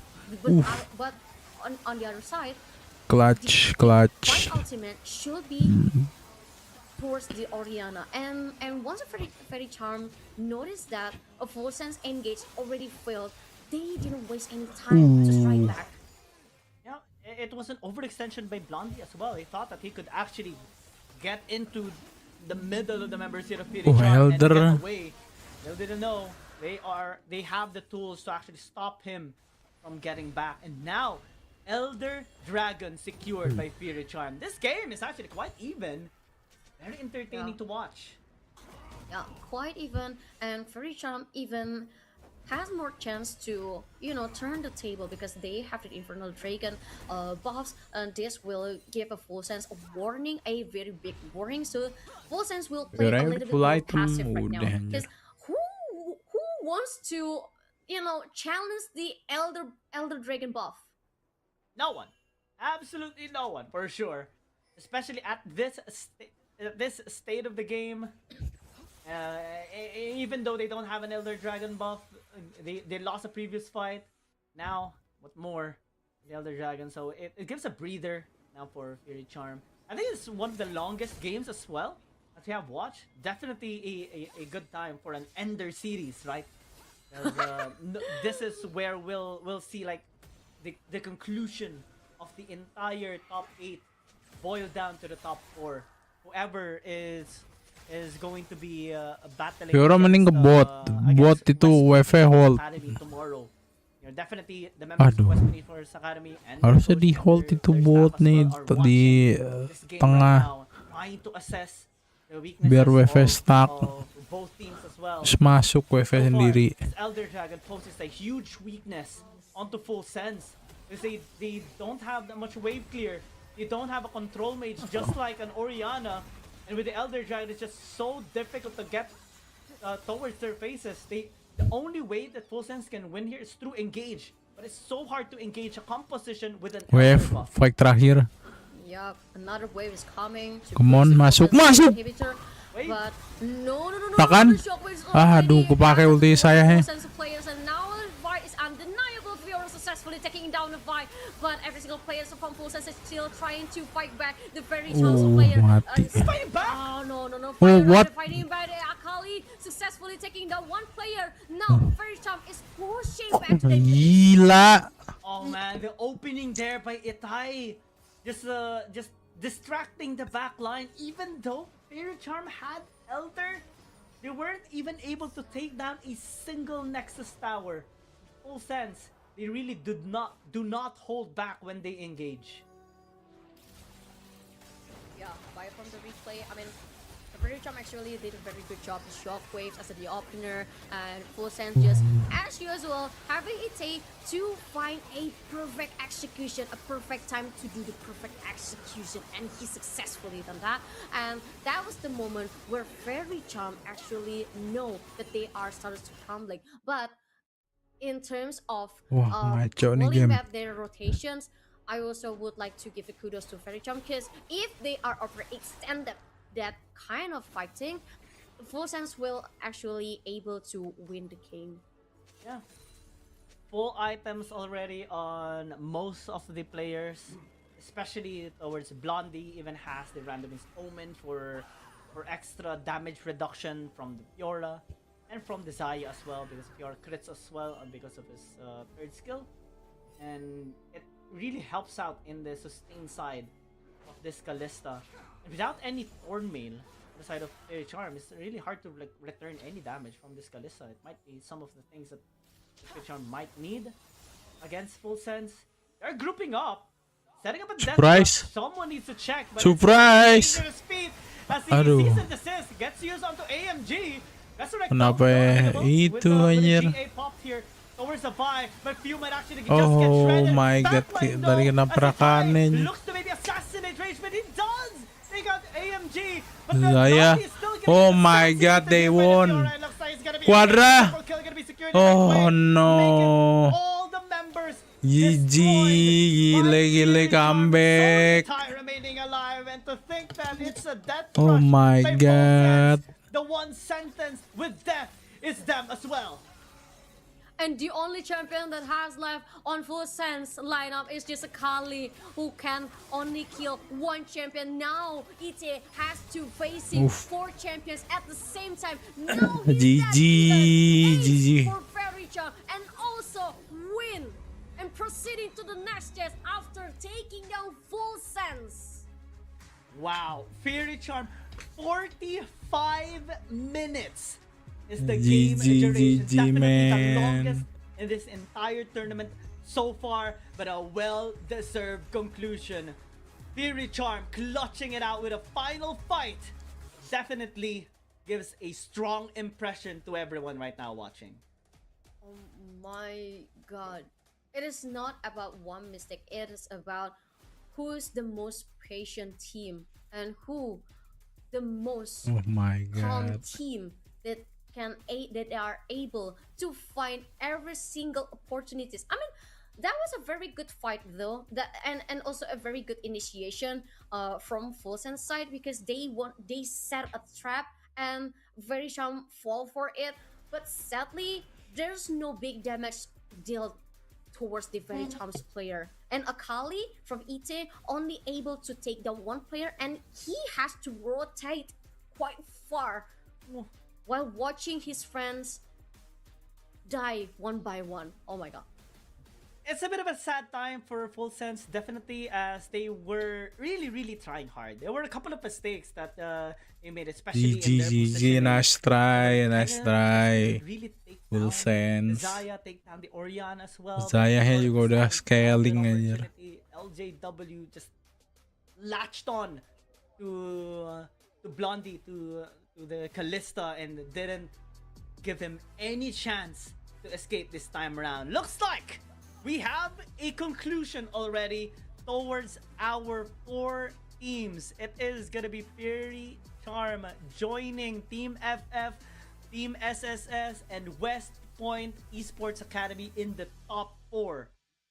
Man. Yes, but the proving grounds phase, the Open Community Tournament, is not over yet, because this is just the February 14th, and the tournament will continue on the next day before we jump into the rally day at February 22nd. And don't forget that this tournament also provides rewards for every single participant, especially for top 18s.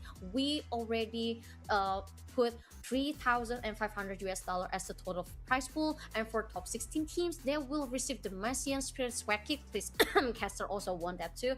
And congratulations to teams that actually actually cleared the challenge using the Demacian champion to do your Demacian duty and win the game with that, because they're gonna receive the Demacian Spirit Keychain.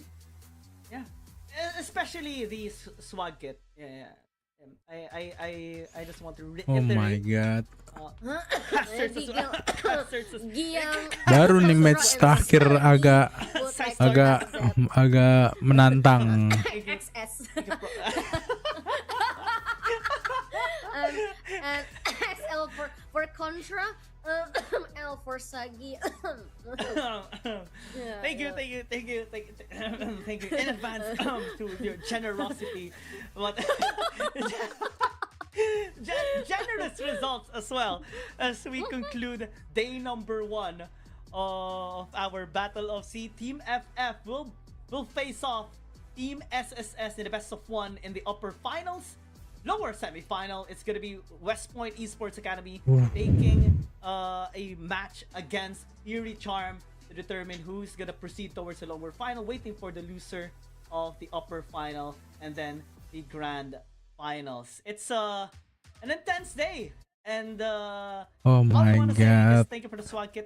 I mean, so thank you to Riot Games and to Invade Esports, to Invade Group for allowing me to shoutcast in this amazing event. I'm just happy to Nggak ada highlight replaynya, bro. Players that are giving their all. Match terakhir tadi cepet total tuh. Vaynya juga ulti kerakan sih. Kenapa kerakan deh ulti tadi ya?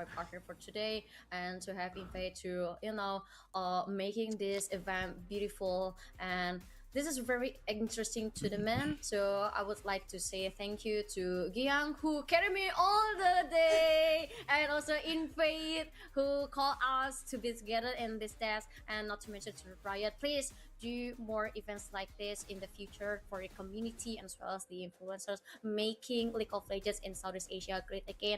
And lastly, thank you so much for True. participant of today. Pertama, and as well as the viewers on this kita live harus stream. kembali Hope you got a good mengundang night. Sob King. And I think both me, Abigail, and Giang will see you around at the next Apakah event. Sob King So, harus see you tomorrow. harus See you next comeback? event. Bye. Have a good night. Happy Valentine's Day.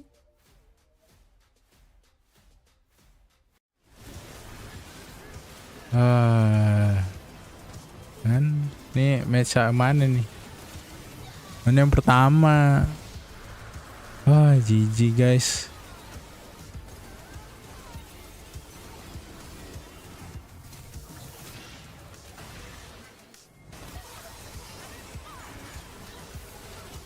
Gila. Ngantuk, bro.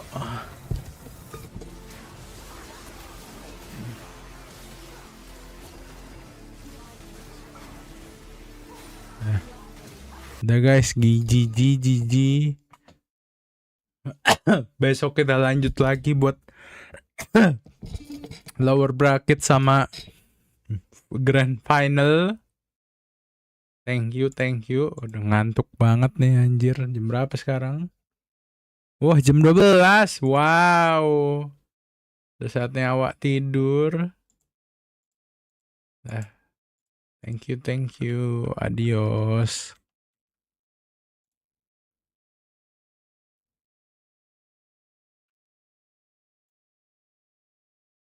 See you besok. Ciao.